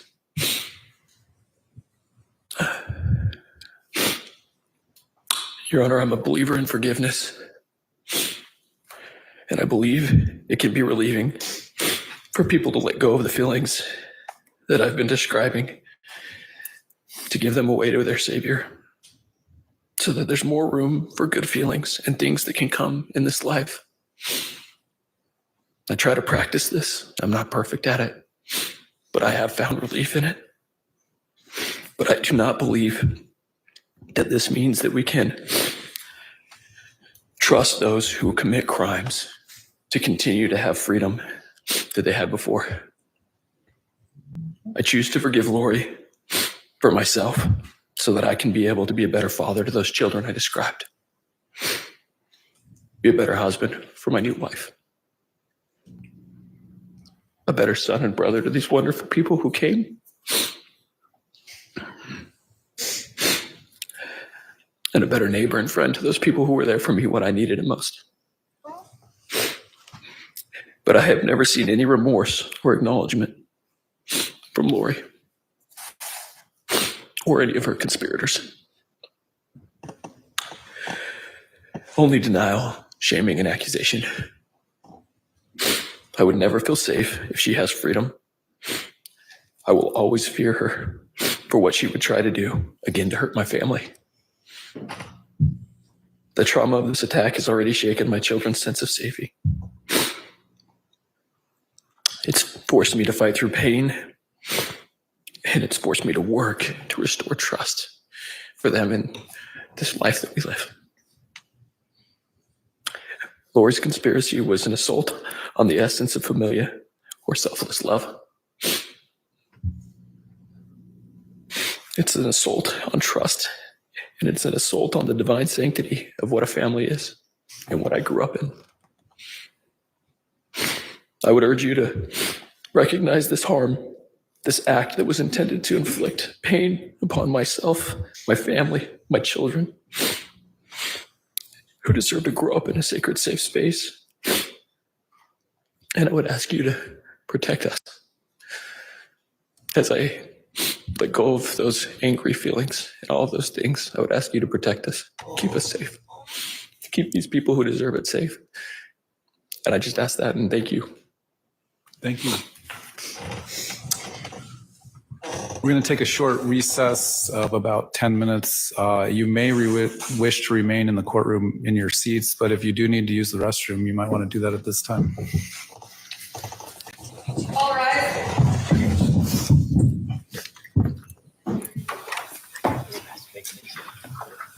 You're watching coverage of Lori Vallow Daybell's sentencing. You just heard from Brandon Boudreaux, victim in the second murder conspiracy case, the lone survivor in this bizarre, deadly saga. Lori Daybell getting escorted out of the courtroom in her orange jumpsuit. We're going to have a quick break. Court reporter needs a break. I'm sure a lot of people in that courtroom need a break. Very emotional, very powerful statements. We've heard from about a dozen people, including the direct victim, Brandon Boudreaux, but they're all victims in some capacity, family members of Charles Vallow. Phew.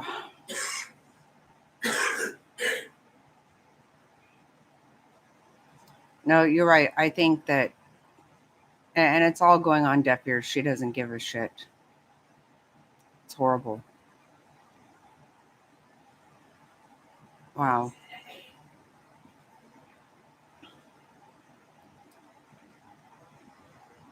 I think Kay was the toughest so far. I think that they said that Brandon was the last one, right? Did you hear Trina Kay say that?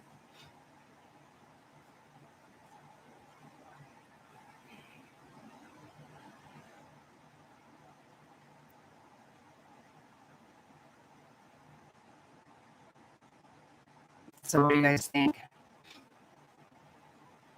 You know, the thing is that we know she's got life in prison already, right? So what she actually gets, you know, obviously, I think she'll get at least one life term here. What is it? I think mandatory. I heard this morning that for Charles, I think it is mandatory life and 25 years parole eligible after 25 years, something like that.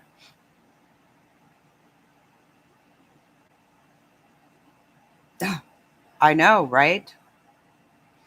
Well, and that's just it. You know, he didn't do anything to her but kiss her ass. You know, even Colby says, even after, you know, they adopted JJ, but Colby said she always had a babysitter. That's how he, or I don't know if that's how he met Kelsey, his wife, but that Kelsey was a nanny for JJ at one time. He said she never took care of JJ. And she never, you know, she didn't cook. Look, he says they don't even have pictures of them when they were kids because every time they moved, she just threw literally everything away.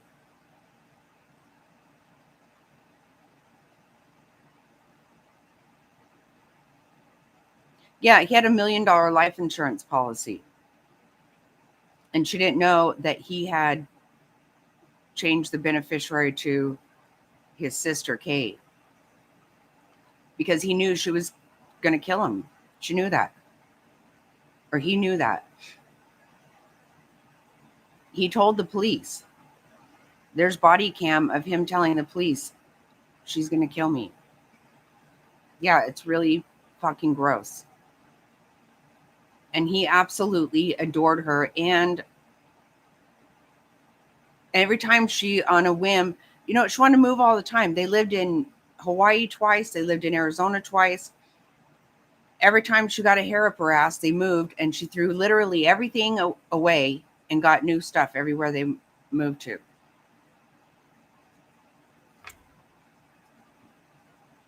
He provided very well for her, let her do whatever the hell she wanted to, and she was an evil damn bitch.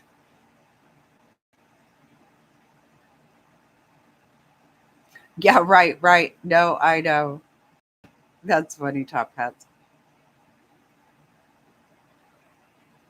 They are on break, Kentucky woman.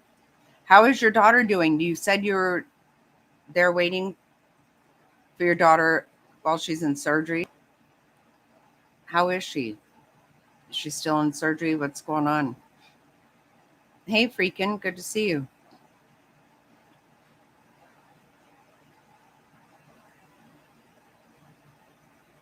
She is in surgery now.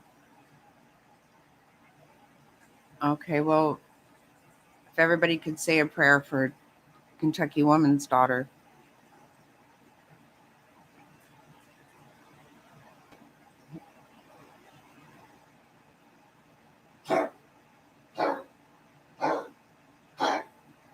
Well, I'm glad. Yes, thank you for that. And I hope that you have a good day. If you want to see this horrible stuff, you can back it up and watch. This week, what, sis? What are you talking about?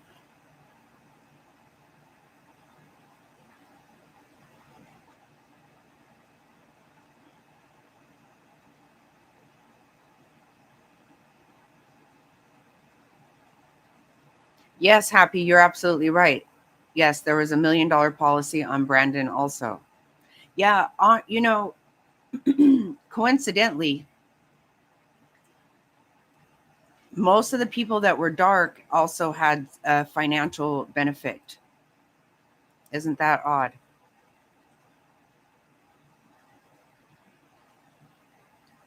Right. Yep, right. Yeah, this week has been pretty tough with these victim statements. That poor Dylan, I'm telling you, that was tough. Okay, it looks like we're back. And it's that pain, but also the guilt that he felt, the survivor's guilt that Jenny Boudreau talked about, and knowing what his family went through to. Okay, I don't think they are. You're all caught up, Louis. It's really sad, huh? And she comes in there this morning, Jess, with a big smile on her face. You know, she thinks she's so damn cute. It's just disgusting as shit. There is a 5-minute there's a 5-minute interview on AZ Central page that came out this morning.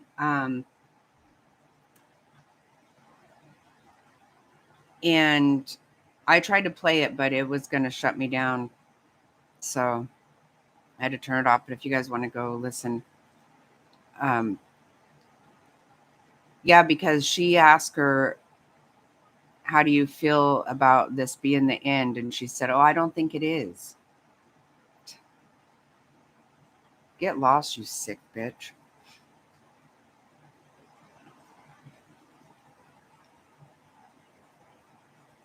She's just horrible.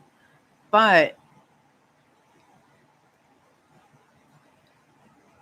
I was so excited that Brandon's brother actually called out Melanie, because nobody really does that.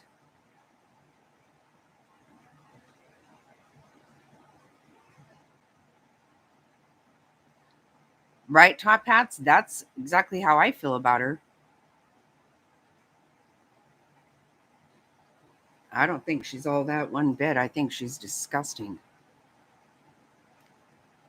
And she's just not even the kind of person, maybe it's attractive to some people. That attitude, just that whole, sorry neighbors. I find it fucking gross. I think someone who acts like her is just nasty.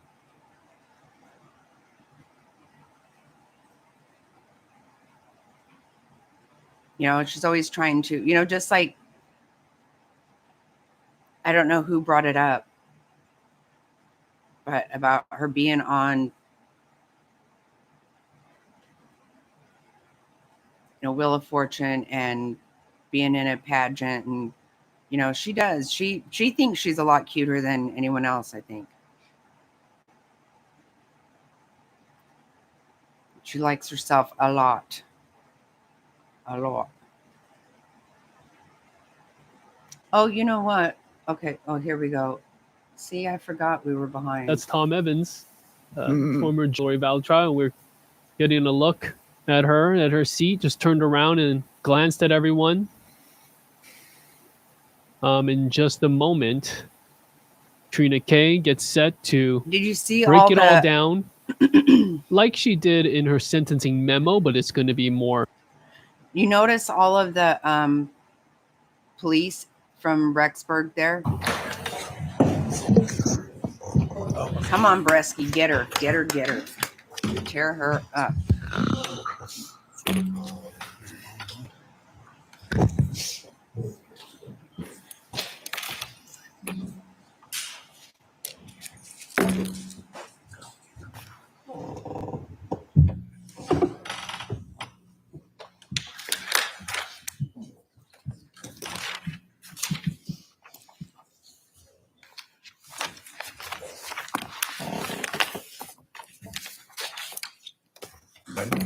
Back on the record in CR 2021-001704, CR 2022-001242. The state can continue with its presentation.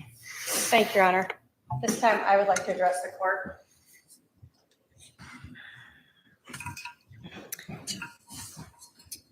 Lori Vallow Daybell, in the jury trial for Charles Vallow, told the jury that the case and murder was about a family tragedy. In her next trial, she told the jury, again in the shooting of Brandon Boudreaux, that this was a tragedy. And while she's been in custody, she has agreed to speak to the media 4 times. And she has again spouted off that this was a family tragedy. A tragedy is a disastrous event, a calamity, a misfortune. Synonyms for tragedy are accident, catastrophe, disaster, misfortune, or mishap. A family tragedy does not involve premeditation. A family tragedy does not involve the intentional killing of a person.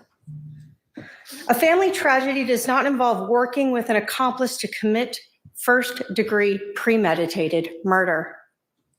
And a family tragedy does not involve conspiring with others to kill. Lori Vallow Daybell has evoked the words family tragedy, but her actions show her to be a cold-blooded murderer. Even more disturbing than Lori Vallow Daybell's attempts to fashion the murder of her husband, Charles Vallow, and the shooting of her nephew-in-law, Brandon Boudreaux, as a tragedy is the way she has twisted religion and fashioned it as a justification for her actions. The reality is this defendant is the same as every other murder defendant. The motives we usually see in murder cases, money, sex, are exactly what motivated this defendant for the murder of Charles and the attempted murder of Brandon. Although this defendant denies it, her text messages and her own actions show that these were her motives. Lori Vallow Daybell's motive for helping to try to kill Brandon Boudreaux was to help Melanie, the woman who called Lori Vallow mom and called Chad Daybell Dad or Daddy.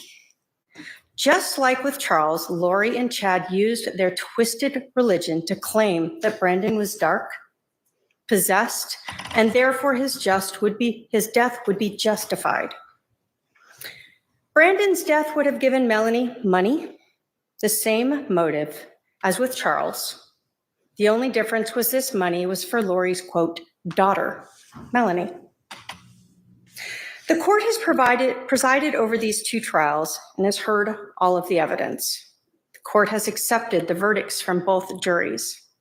And this court accepted this defendant's admission of statutory aggravating factors in both cases: the presence of an accomplice, the use of a deadly weapon, and for Charles's trial, the infliction of emotional harm on Charles's family.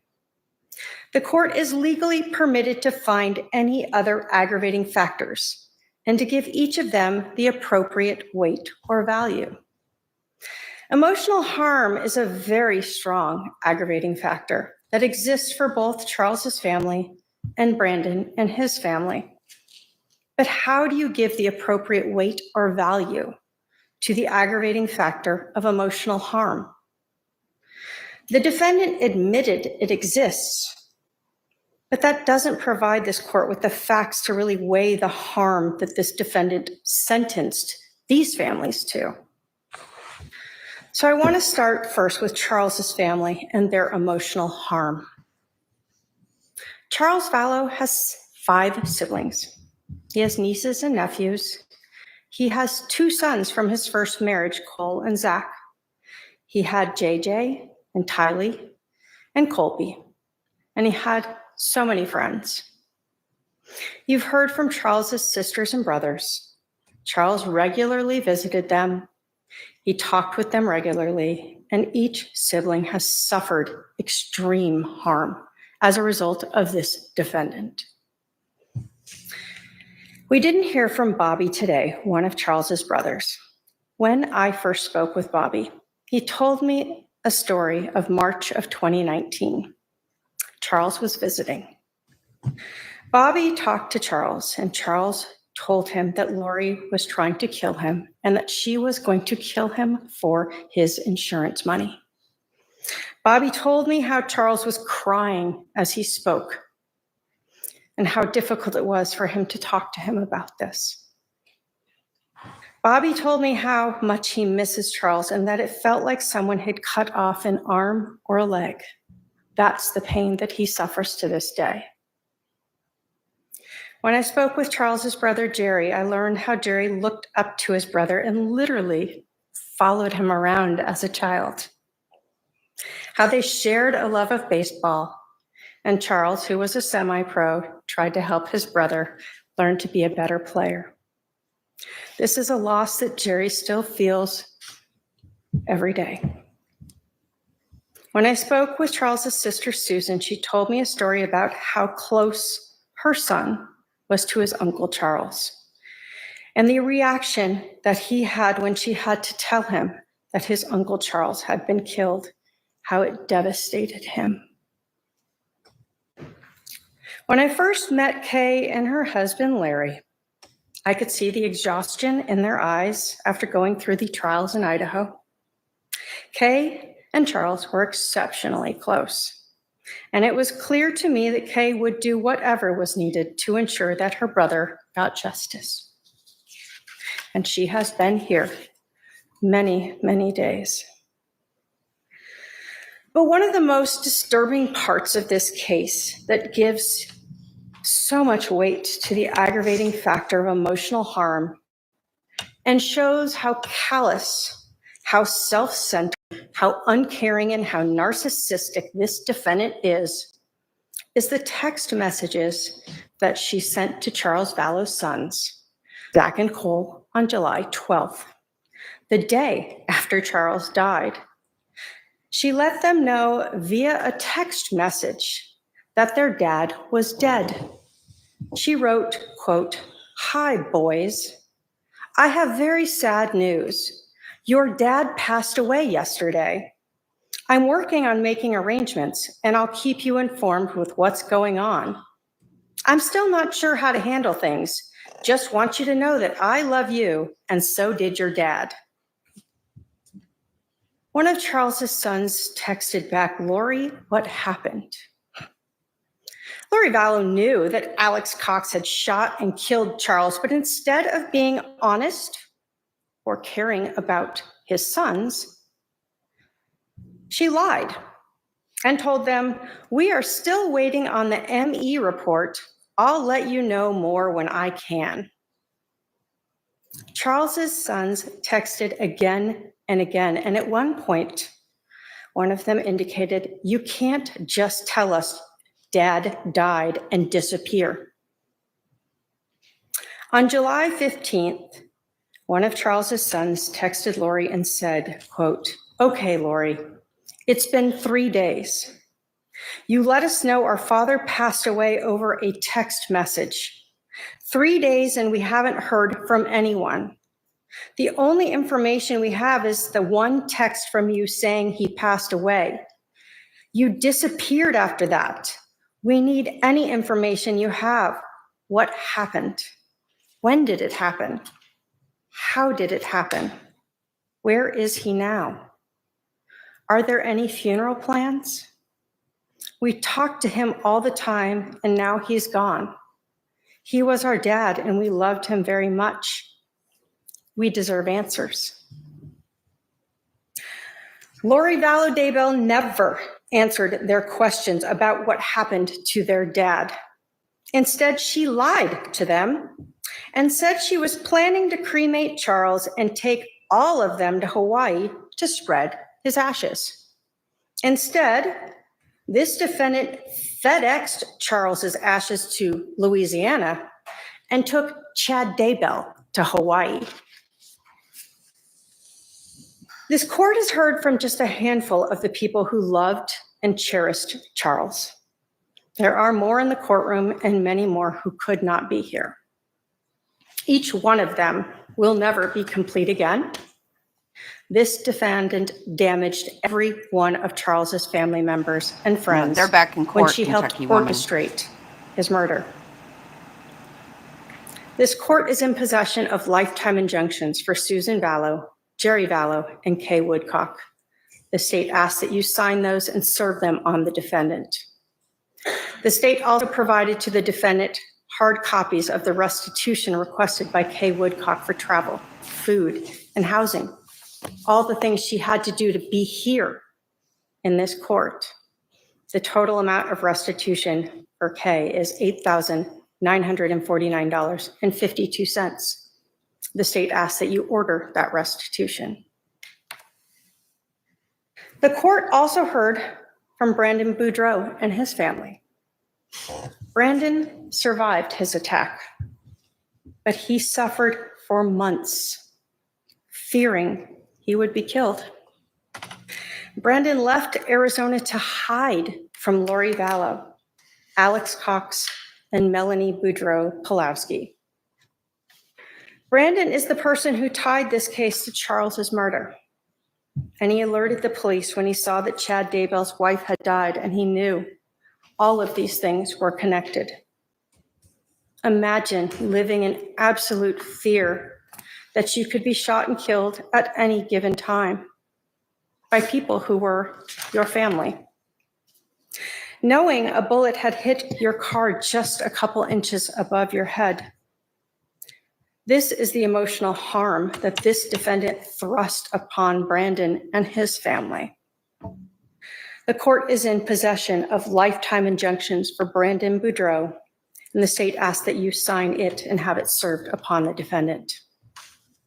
Brandon asks to keep restitution open. He will be requesting that later. As I said earlier, the court has to weigh all of the aggravating factors that have been stipulated to by this defendant, all of the aggravating factors laid out in the state's sentencing memorandum, and the aggravating factors expressed to this court by the next of kin and victims against any alleged mitigating factors this defendant might present. There is no doubt that the aggravating factors substantially outweigh any alleged mitigation.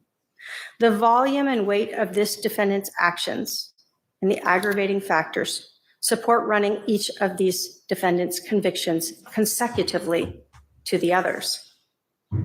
Because of all of the aggravation, this defendant's actions, the state requests that this court run Brandon Boudreau's case consecutively to Charles Vallow's case, and that these two conspiracy to commit first-degree murder convictions from Arizona be run consecutively to the sentences in the defendant's Idaho murder case, CR 22-21-1624.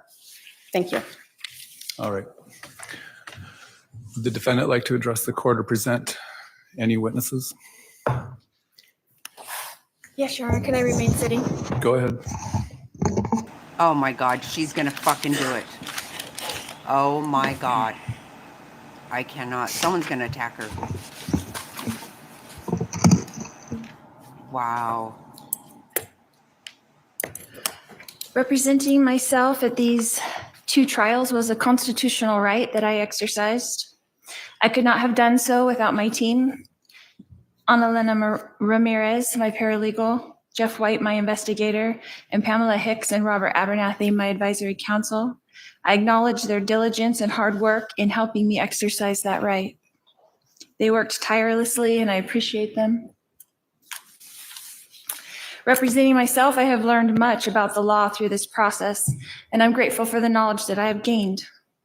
Knowledge is eternal, and it is only love and the knowledge that we acquire in this life that we take with us into the next. I have studied the rules of law, case law, and the like. I was amazed and enlightened as my understandings were completely changed from before I started this process. Before this long court journey, I only had basic understanding of the judicial process. I was of the understanding that both parties would be able to get up at a trial and each tell their side of the story, but I soon learned that the rules of law do not allow that. Actually, they do. The process is much more complex than that. It is not designed for that, although the Constitution of the United States was designed for that. The rules of law negate most of that. As a defendant, I was precluded from calling several witnesses. Other witnesses for the defense were precluded from testifying things that they did witness. As a defendant, I was precluded from asking law enforcement specific questions. I was also precluded from admitting documents that the state turned over to the defense as discovery.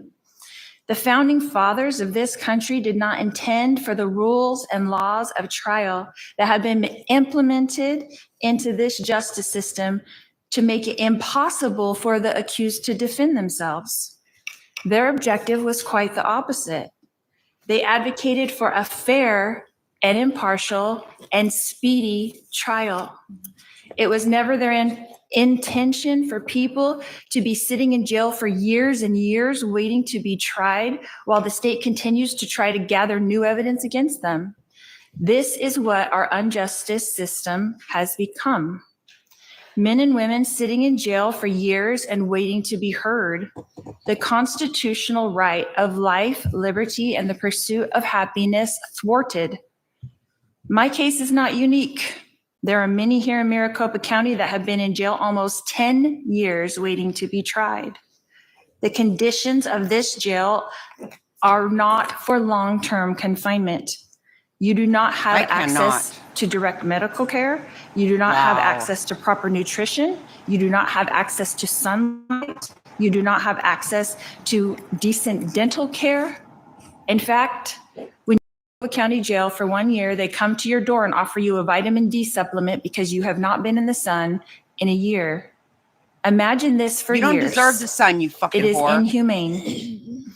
The state of Arizona, according to the laws, since I am a prisoner from another state, only had 90 days in which to give me 2 speedy trials. That's 3 months. I arrived here at MCSO on November 30th, 2023. That is over a year and a half, 20 months specifically. That is over 6 times the amount of time it should have taken for me to have these 2 trials. But Arizona leaves this law up to the judge's discretion, and the judge has the power to extend your trial at his will. even though the 6th and 14th Amendment of the Constitution of the United States proclaims otherwise. 98% of all cases in Maricopa County end in plea deals where the accused plead guilty. And I'll tell you why. It's so miserable in that jail that they plead guilty so they can go to the prison and have decent food, decent sunlight, and a chance to live. 2% You don't deserve of all to live, you cases in fucking Maricopa piece of County that shit. actually do go I to cannot. trial, of all the cases that actually do go to trial, only 0.2 end in acquittal. That is 1 out of 1,200 people who go to trial go home. That's actually not the correct stat. Is that a system designed to convict you? The rules of law governing trial assure that. As you witnessed in my This two is your cases, time to say you're sorry. the judge supports the state to achieve this outcome. I cannot. So here we are. The state of Arizona has accomplished its intention. 1, to extradite me from Idaho. 2, to convict me. And 3, to add to my ledger of lifetimes. The state used countless taxpayers' money to transport me, house me, millions of dollars to wrongly convict me on 2 charges that they made sure judicially that I could not defend myself against. I know political aspirations, raises, and job promotions were at stake. This is literally So unbelievable. congratulations. I was convicted in the media long before I went to trial. We all know that there was no way for me to come to Arizona and get a fair, impartial, or speedy trial. And now that fact has been proven. The state of Good. Get Arizona the fuck brought outta me here. here when Fuck I was off and already die. serving 5 life sentences. Now I will serve 7 life sentences. Now you can go to hell. Will that be enough? Will that be enough? I want everyone to know that I mourn with all of you. I am sorry for your pain. Losing those close to you is painful, and I acknowledge all of the pain, and I do empathize. I feel it too. If I was accountable for these crimes, I would acknowledge it, and I would let you know how sorry I was.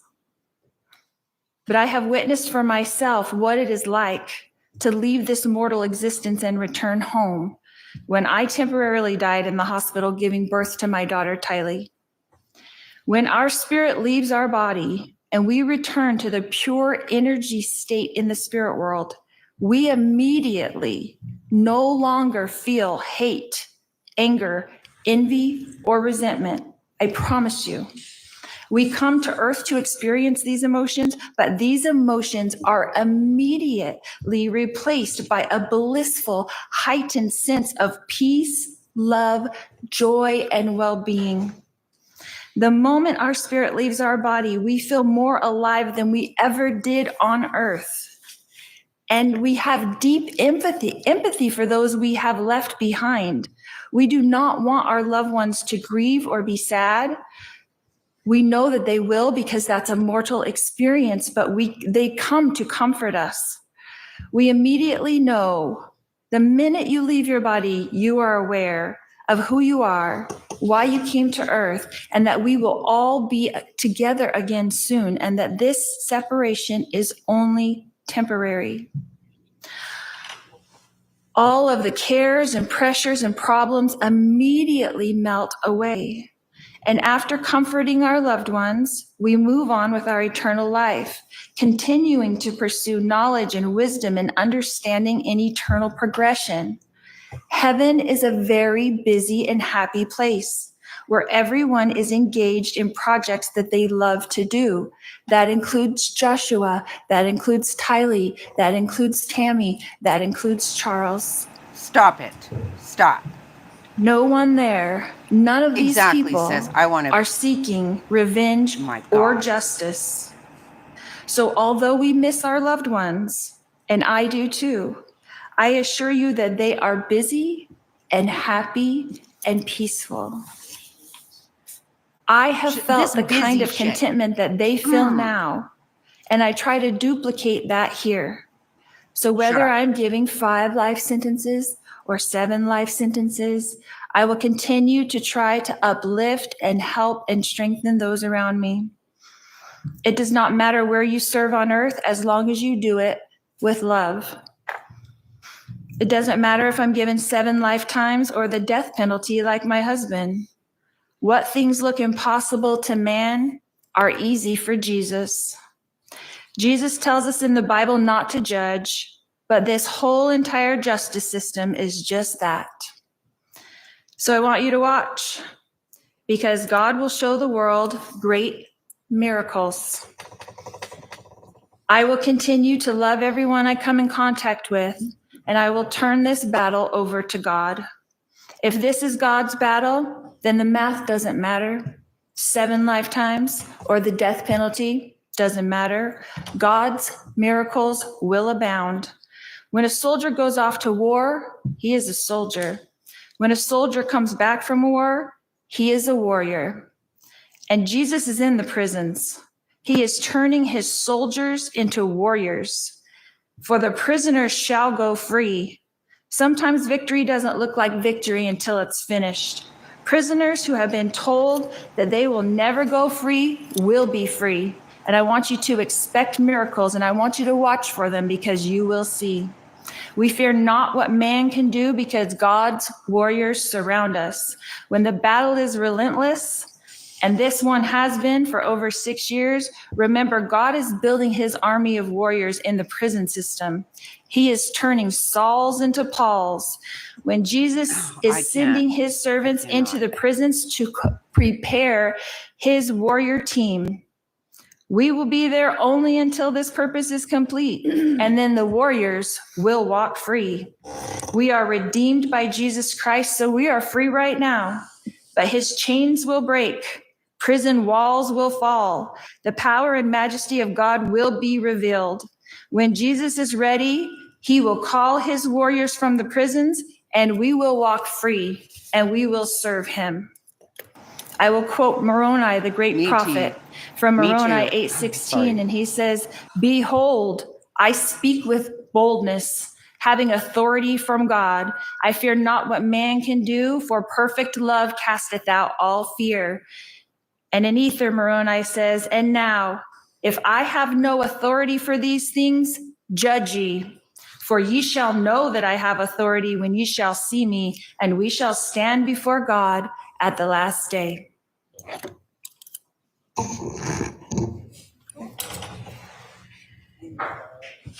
you have anything else? Nope.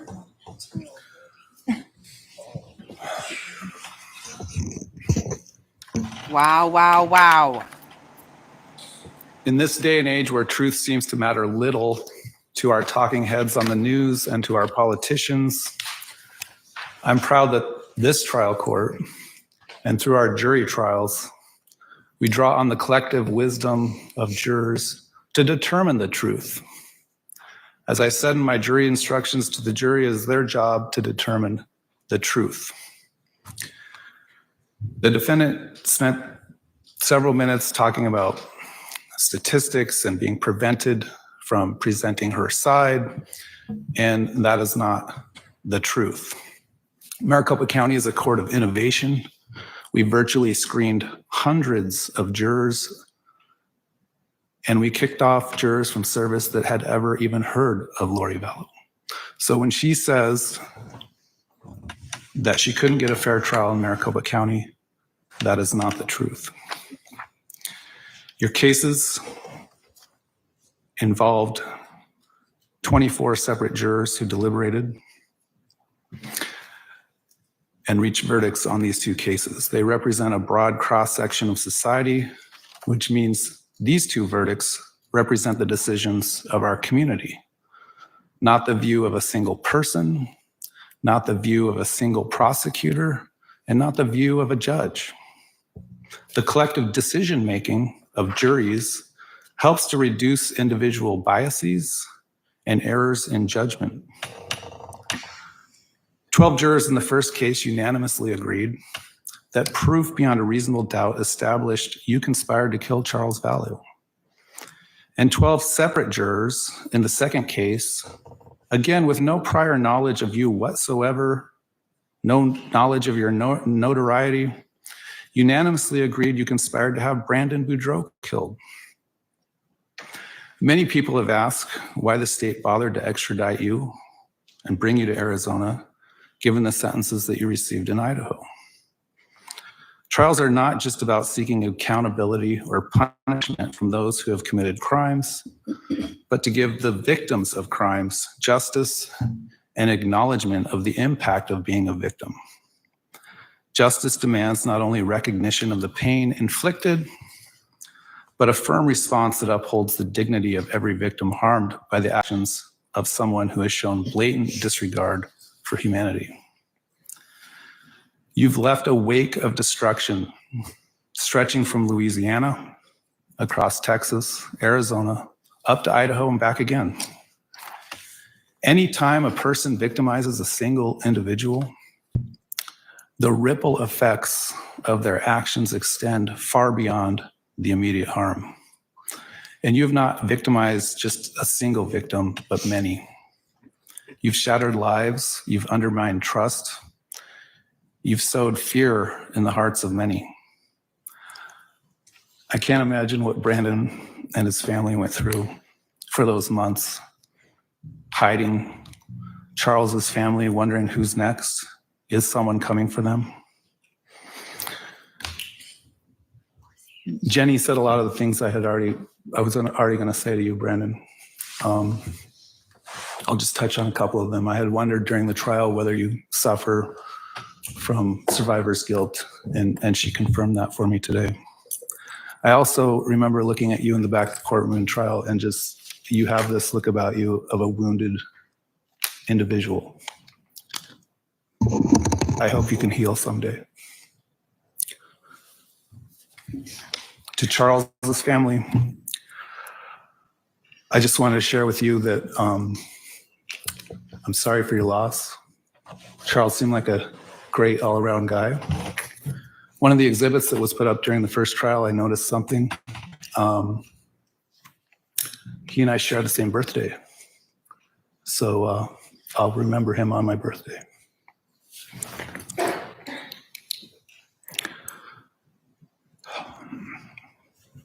I've seen many, many cases in my career where someone faces a long prison sentence for what amounted to one split-second bad decision. You are not that person. The amount of contemplation, calculation, planning, manipulation that went into these crimes is unparalleled in my career. Your powers of manipulation are profoundly destructive, one that undermines trust, distorts truth, and can erode the very foundations of healthy relationships and society. The impact of your manipulation has been devastating, insidious, and far-reaching, and perhaps still unknown. One can't help but wonder if Alex died as a result of the extraordinary burdens that you placed upon him. No one will ever know. You preyed on the vulnerability of those around you, JJ, Tylee, Alex, Melanie, others. And today I heard about Colby. You specialized in exploiting the empathy and goodwill of others, turning those virtues into tools of control and harm. I think that over time, as a result of being subjected to your manipulation, those people lost their sense of self and their ability to distinguish truth from falsehood. In the face of such profound damage, a long prison sentence is not merely a punishment. It is a necessary affirmation that our society values justice, protection, and the sanctity of human life. You just referenced a Bible verse or a verse recently about the prisoners shall go free. That is not a literal verse. That is a verse about people that accept Jesus can be in prison and they will go free when they die and go to heaven. But it will take an act of God for you to go free. In short, you should never be released from prison. Eventually, the camera that you seek out so much, the media requests, will lessen over time and you'll fade into obscurity. The state has requested that I find additional aggravation. The court does find that in CR 2021-001704, the offense was committed in the expectation that you would receive pecuniary gain. In the CR 2022-001242 case, the court finds the emotional harm suffered by Brandon and his family to be immeasurable. The sentences on those aggravating factors alone will be justified. The state also asked to find an aggravating factor of a prior felony conviction within 10 years of this offense. However, I'm hesitant to do that just because of the way that statute reads, that the offense had to be committed before the date of the offense on these two crimes, which it wasn't. So the court will decline to find that aggravating factor. However, as I said, the substantial amount of harm to the victims and the victim's family, emotional, financial, and otherwise, are immeasurable and justifies consecutive sentences.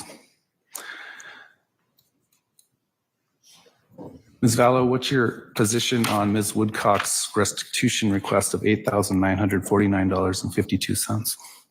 I just received it from my advisory council and I'd like to get a chance to look at it. So I know that the restitution from Brandon hasn't been turned in yet, so we'll look at that and I can discuss it with my advisory council.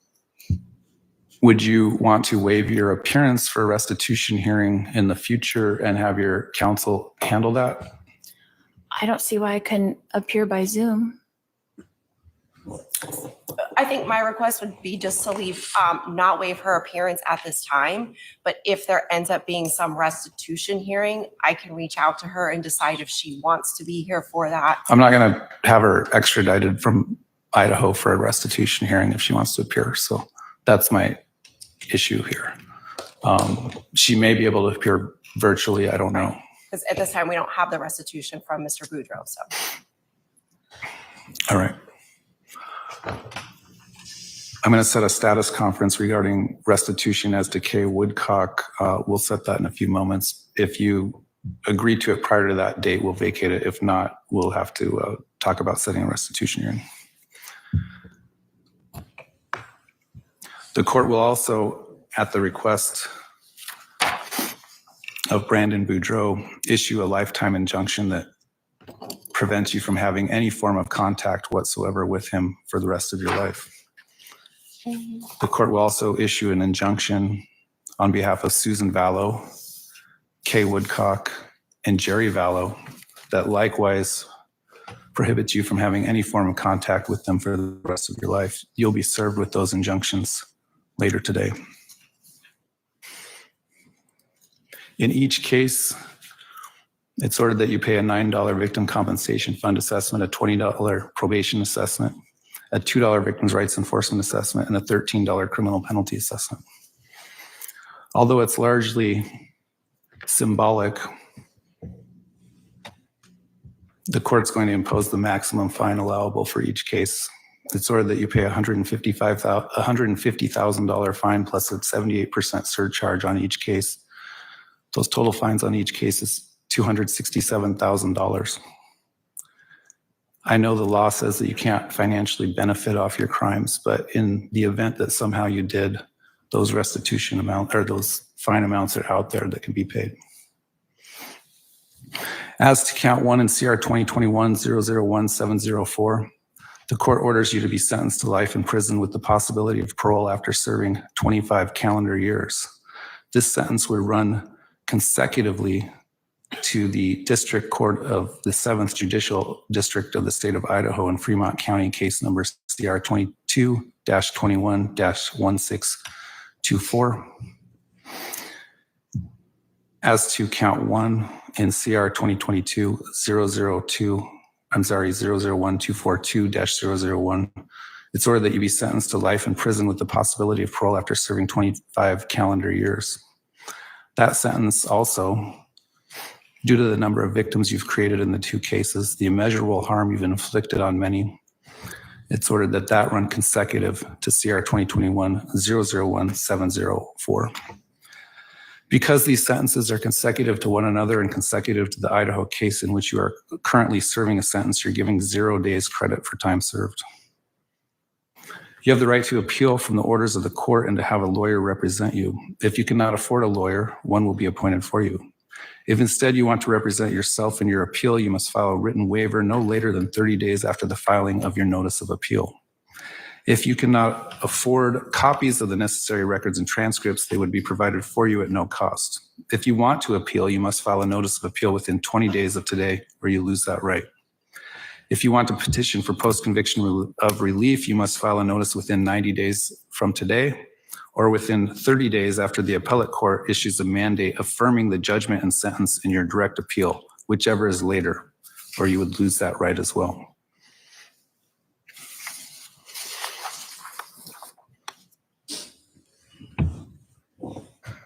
It's ordered remanding you to the Custody Department of Corrections effective today to carry out those sentences. We're at recess.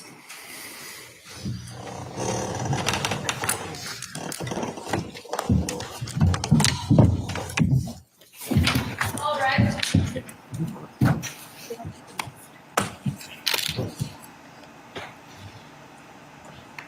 Right? Yep. It's time for you to fuck off and die.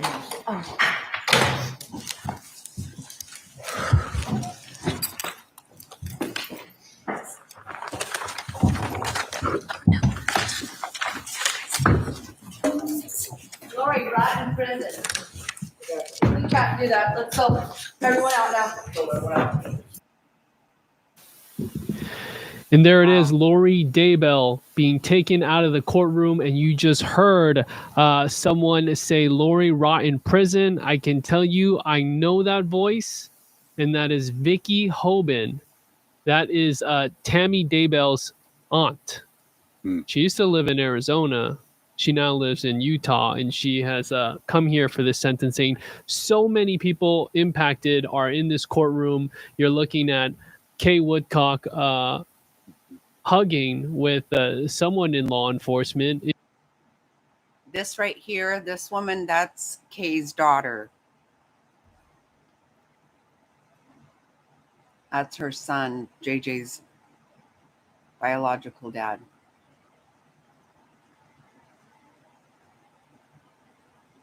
That's Lori's uncle, Rex, right there.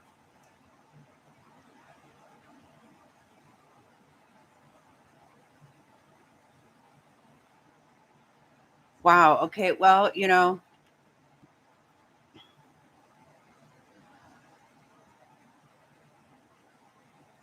I don't know who that is.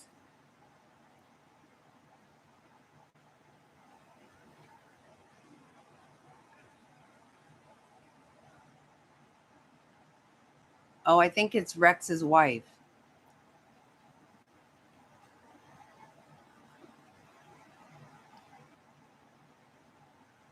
Yeah, I'm pretty sure it's Rex's wife.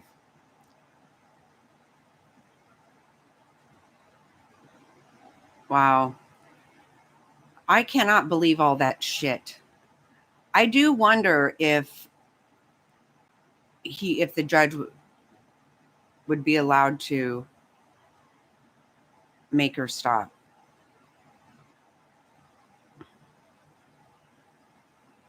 You know, the thing is, oh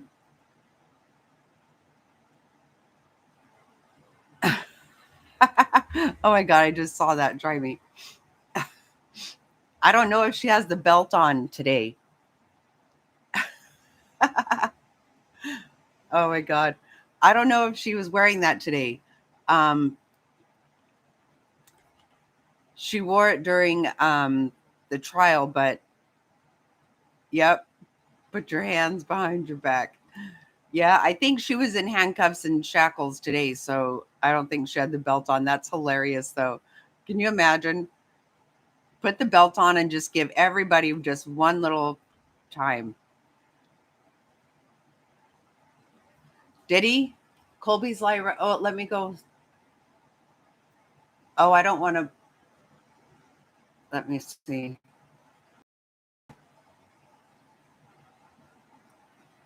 I won't play his live.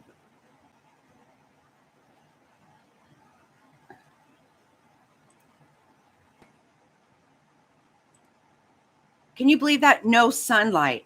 Guess what?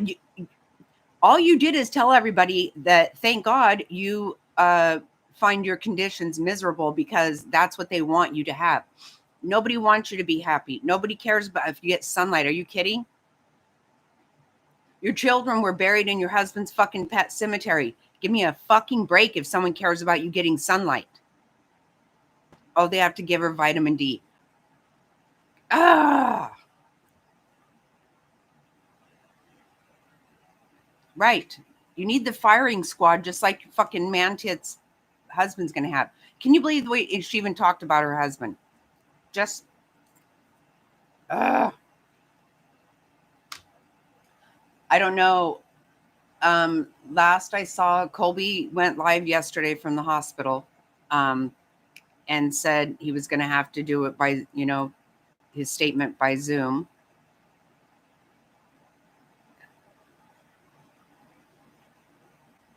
Right.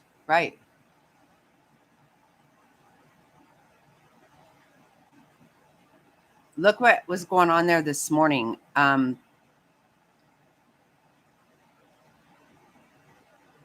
people slept there.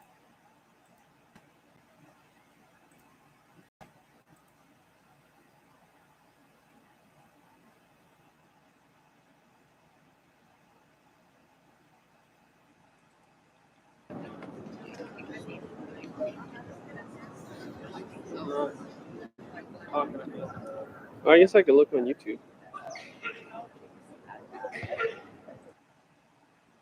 Oh, I see Ryan. Ryan, are you here still? I think I see Ryan in this group here. Yeah, me too, sis. Me too. Oh, look at, he interviewed Nate when Nate got there this morning.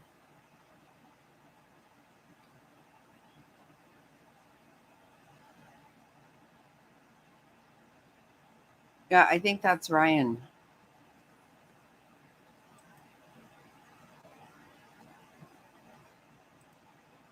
During no, this wasn't normal. This is more people than we've seen You're line safe, up. though.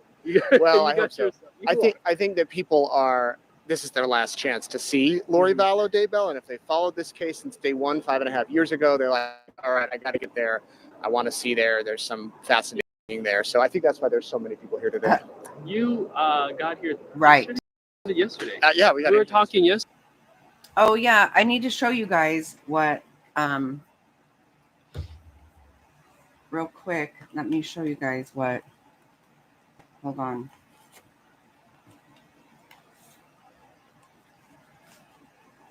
Yes, thank you, Top Hats. So these are some of the cards that we made. It's hard to see. It says, especially for you on that one. It's another one. Queen and I made these cards.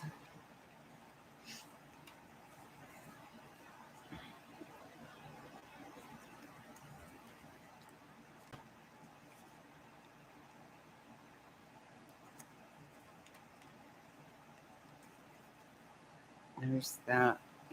Can't see them really good, right?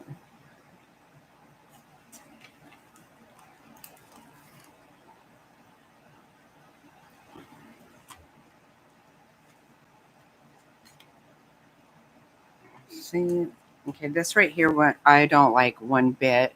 I probably won't give that one to anyone because it turned out really bad.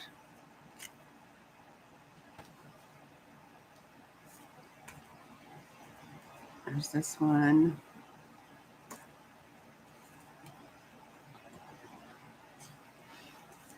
So these are going to be from all of us. And also I'm putting one of these bracelets in each of them. It says faith. And just to say sorry for everything. I mean, like, it's been such a long journey, and just pray for their hope, or, hope for them to heal and, try to salvage their life somehow. It's for Kay and Larry and all of them, Colby and everybody involved, right? Brandon, Nate, and then I made this stuff for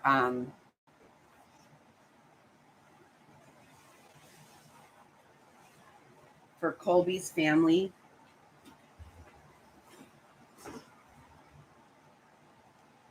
So I made this right here for Colby. Right, that's his channel. And then if you notice, he always has one of those, a drink like that. And that one for Kelsey, the Scar Wars also. I made this one for the little girls, their initials on them. And let's see. Look how funny. Look for the baby. A sippy cup for the baby. Isn't that funny?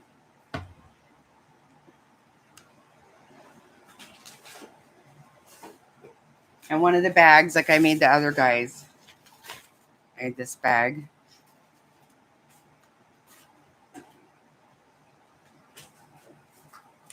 And then I put this little bag in here, just some stuff, some little toy things for the kids and different things. Some perfume for Kelsey, some different stuff.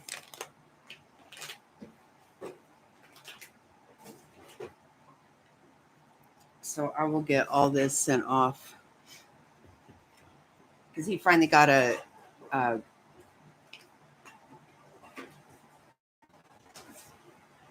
P.O. box too. Colby did. Yeah, I had a whole list. I can't find my list now, but like even Ray Hermosillo, a card and stuff, because look at what all this has done. And the thing is, the last 3 Aprils, with Nate Eaton's, his anniversary's in April. He spent the last 3 years of his anniversary out of town at a trial for these fucking shit people. It's so gross. Like, I mean, it's really affected a lot of lives. They really, I mean, what they did was so insane. I can't.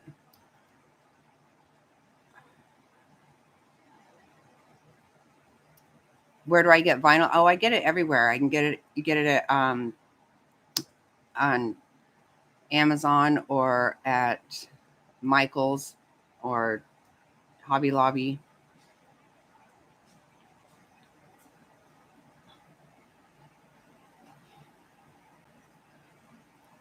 But you just figure, I mean, all the trials that everyone has gone through, and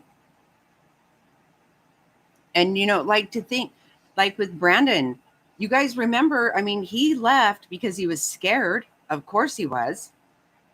And then what is she, remember that the video we watched where her and Alex were in all black clothes, found inside his parents' garage where they were hiding at? Like, it's crazy.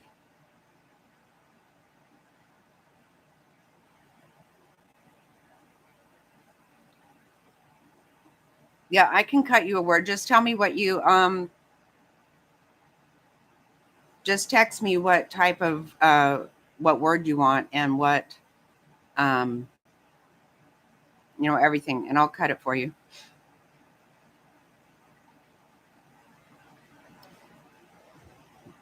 I have lots of yellows, different yellows. I made a bunch of stuff yesterday, and I can show you after tomorrow.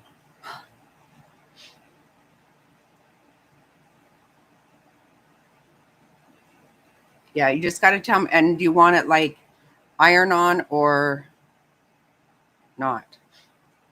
Just give me all the details, size and whatnot. Oh, okay. Are you gonna be Hulk this year? Hulk Hogan? It's been a lot, right? My gosh.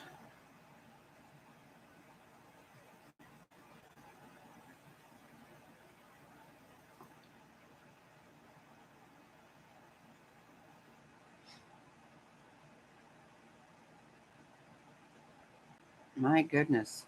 Yeah, this week has been a lot.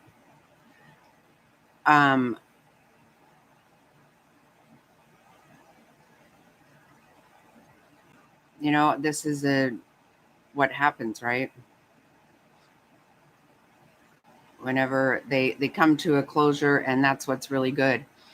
This one has gone on over 6 years. It's insane. Absolutely insane.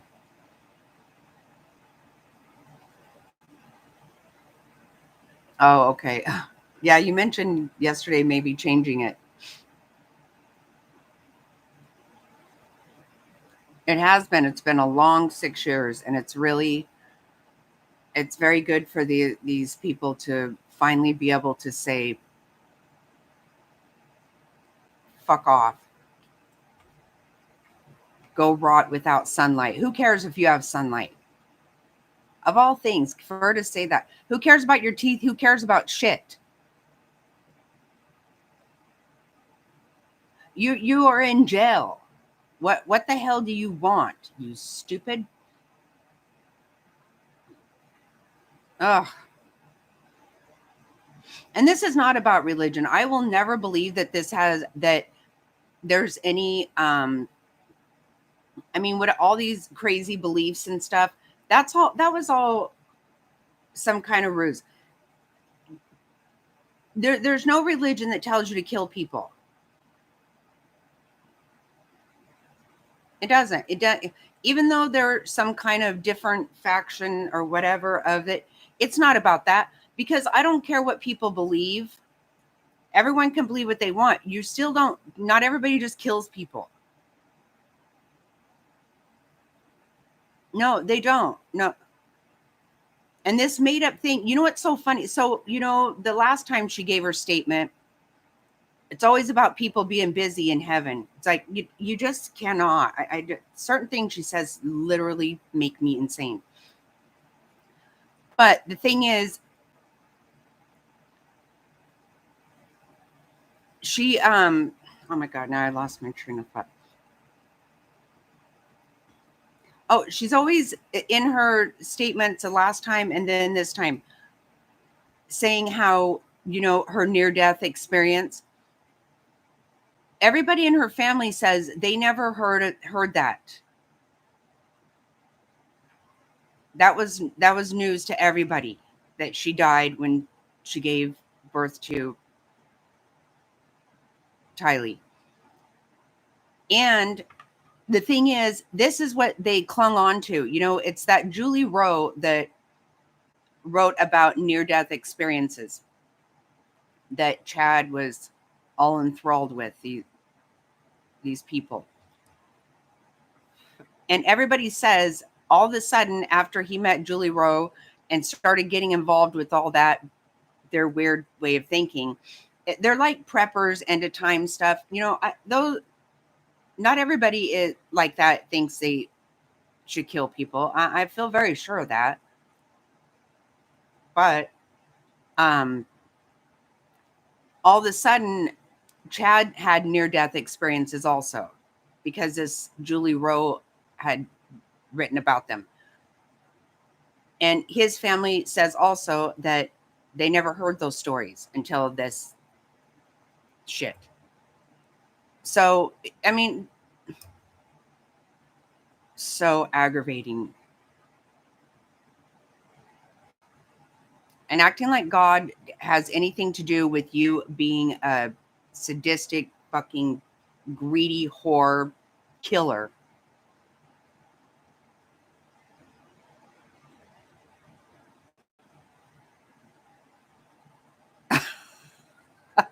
Right. Exactly right.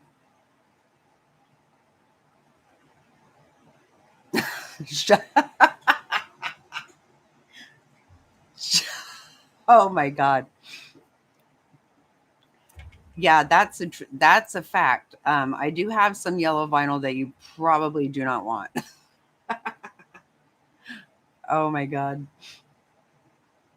Yeah, my sister was helping me at Christmas time.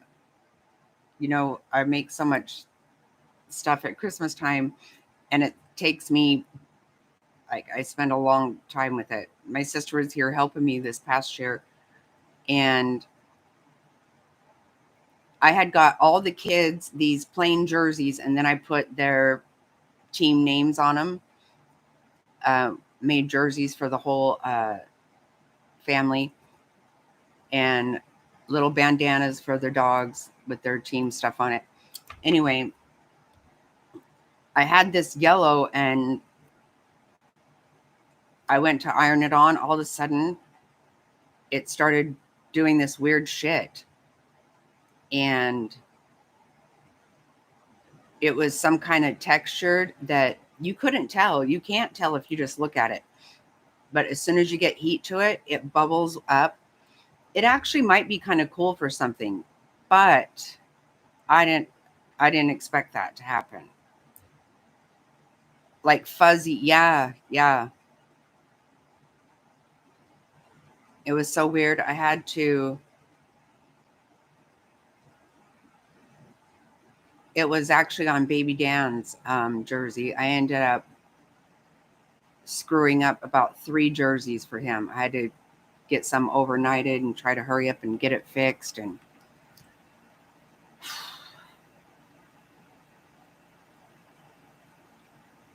yeah, and I do have other kinds that I do have different textured vinyl. But, you know, like a glitter, or even there's some that's really thick, and just different, some that's like a velvety kind of thing. But this one, you can't tell until you heat it up. There was no sign that that was going to happen. I was freaking the hell out.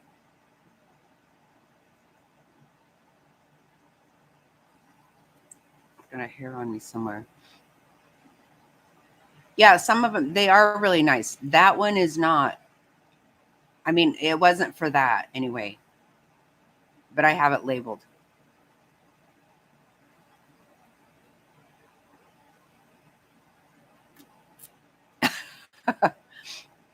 No, you're right though, Frazzled.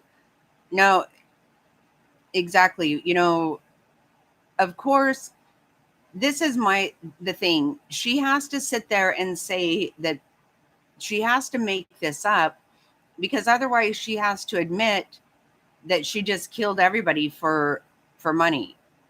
She's not going to admit to that. This has nothing. That's why I love Lindsay Blake in the very beginning of Lori's first trial. She said this is about money, power. What was it? Money, power, and sex. I think that's what she said. Because it's not about religion. It really irritates me that it even gets any part of that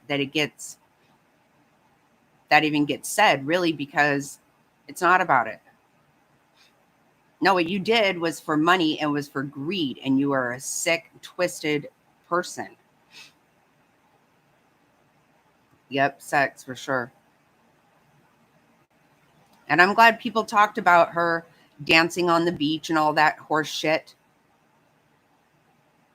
That gets left out too much. For one thing, if there was anything to that, his sole purpose of moving to Rexburg, because that is supposedly exactly where he needed to be, because they were going to be heading the in the end of times, I can't even think straight right now. But it was literally, he was very specific that it had to be Rexburg. That was where it had to happen. So why the hell were you moving to Hawaii? Once everybody was dead, all of a sudden you're going to Hawaii. What happened to that?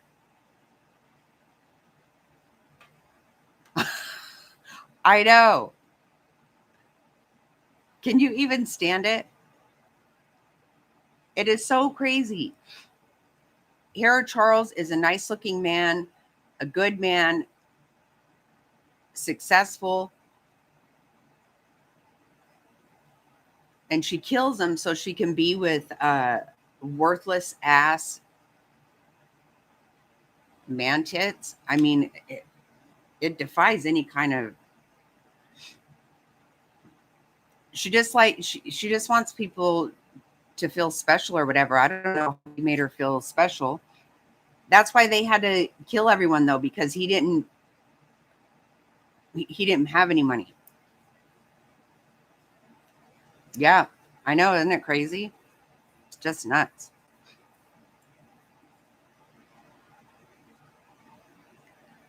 But I'm going to get off of here. Our little Thelma is in surgery right now as we speak. Our little baby Chihuahua.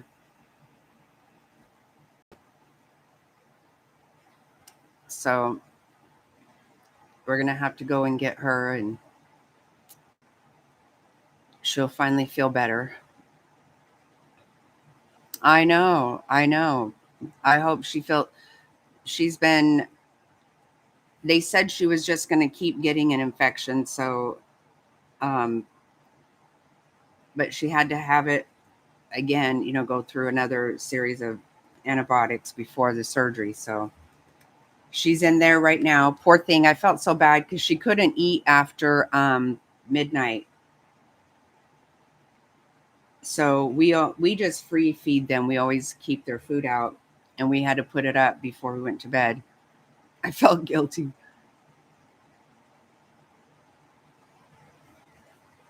I know. I hope so too. She's going to be feeling a lot better.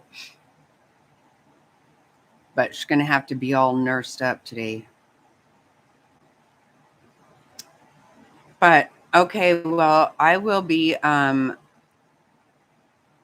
back on if I figure out anything about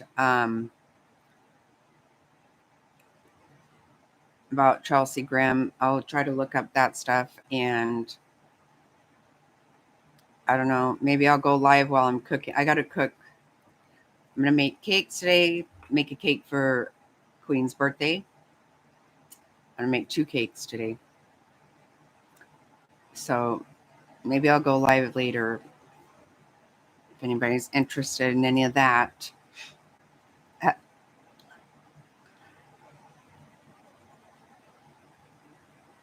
Yeah, I don't want to, yeah, everybody go over and watch Colby. I don't want to, wait, is he still live? Let me look. I don't want to stream him.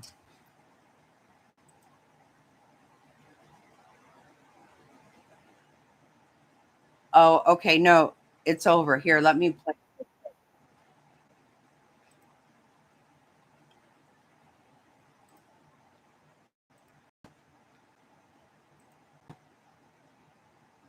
And please, everybody pray for him.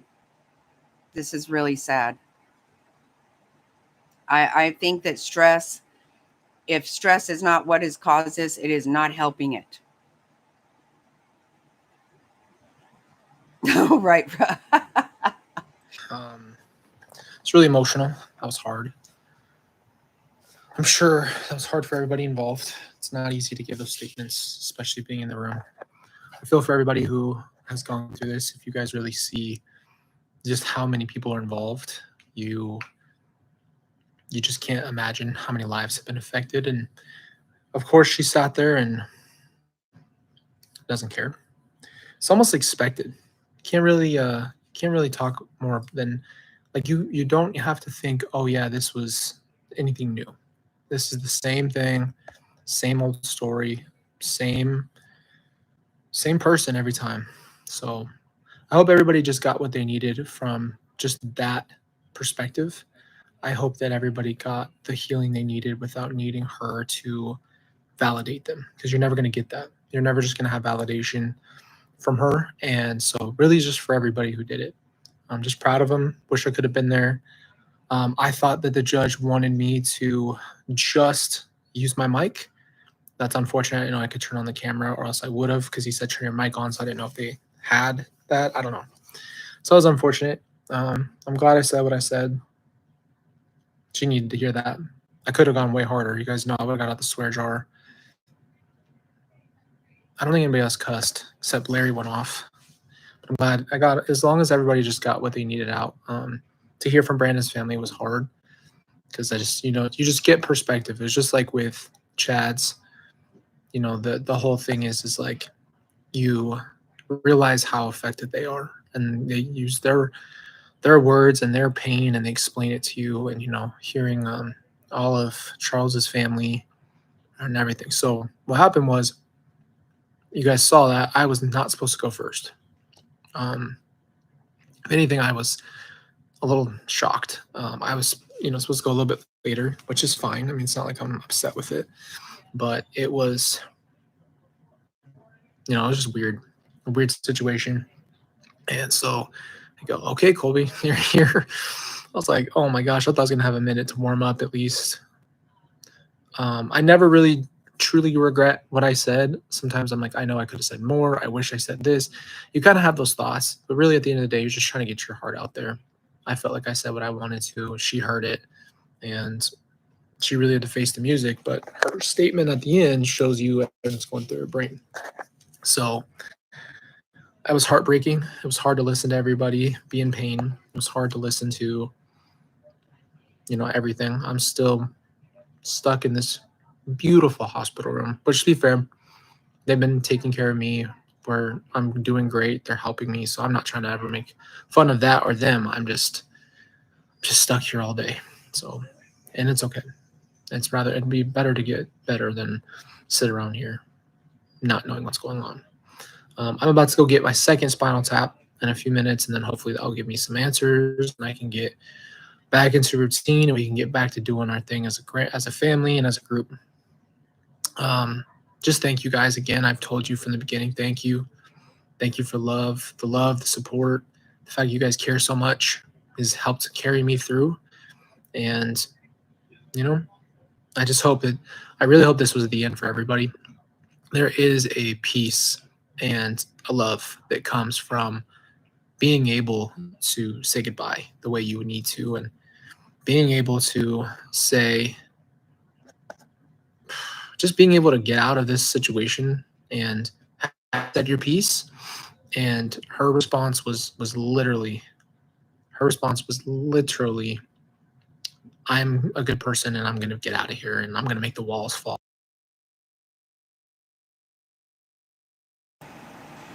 Yeah, Frazzled, that's what the last thing that they think that could be what happened. Yeah.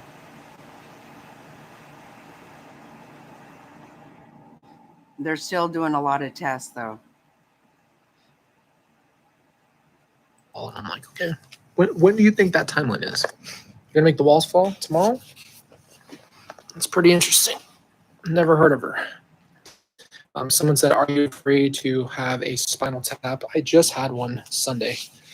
So it is a little bit nerve-wracking. Some serious consequences to those if they go wrong. Yes. But I'm okay, I guess. I have a choice. So it's just not a good time. Yeah, man, it's just weird. It's just weird. But you know, like I said, I really do believe that I did the best that I could in this situation. I would have liked to have been there and really looked at her and just said my piece, but can't change it. I've accepted the situation. Everybody is there, so I'm going to be hearing from them still. Sure, be a lot of conversations that will happen today, and you know, just got to catch up with everybody. Like I said, after this spinal tap, we'll be done with it. I'll be done with all the tests, hopefully. But yeah, I watched the whole thing, Bree. I watched the whole thing. We're not on our StreamYard this time, so I can't like highlight your guys' comments, but I watched the whole entire thing, listened to it, and I was just going to tell you, I think we'll probably do a little bit more of a breakdown tonight, and I will let you know just kind of like specific spots that stuck out to me. More than anything, it's just hard to see that there's no regard for anybody, and everybody there is telling her, and everybody there is telling her how hurt they are and everything of that nature, and she doesn't care.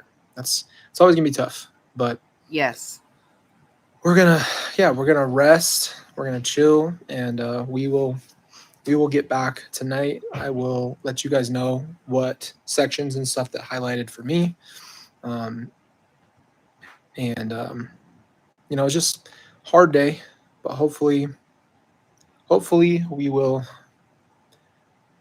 get out of this hospital soon and get back to doing our thing. So love you guys, appreciate you. I'll let you know if we're going to go live tonight and let you know what the plan is. Love you and thank you guys so much.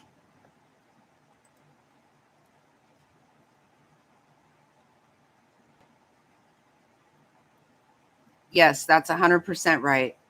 Top hats. Yep. Everything happens for a reason. And maybe he just couldn't be there. You know, maybe it's best that he wasn't there. I believe in that. Okay. I am going to get off now, though. Yes, everybody, please pray for him to get better, for him to heal emotionally, every way.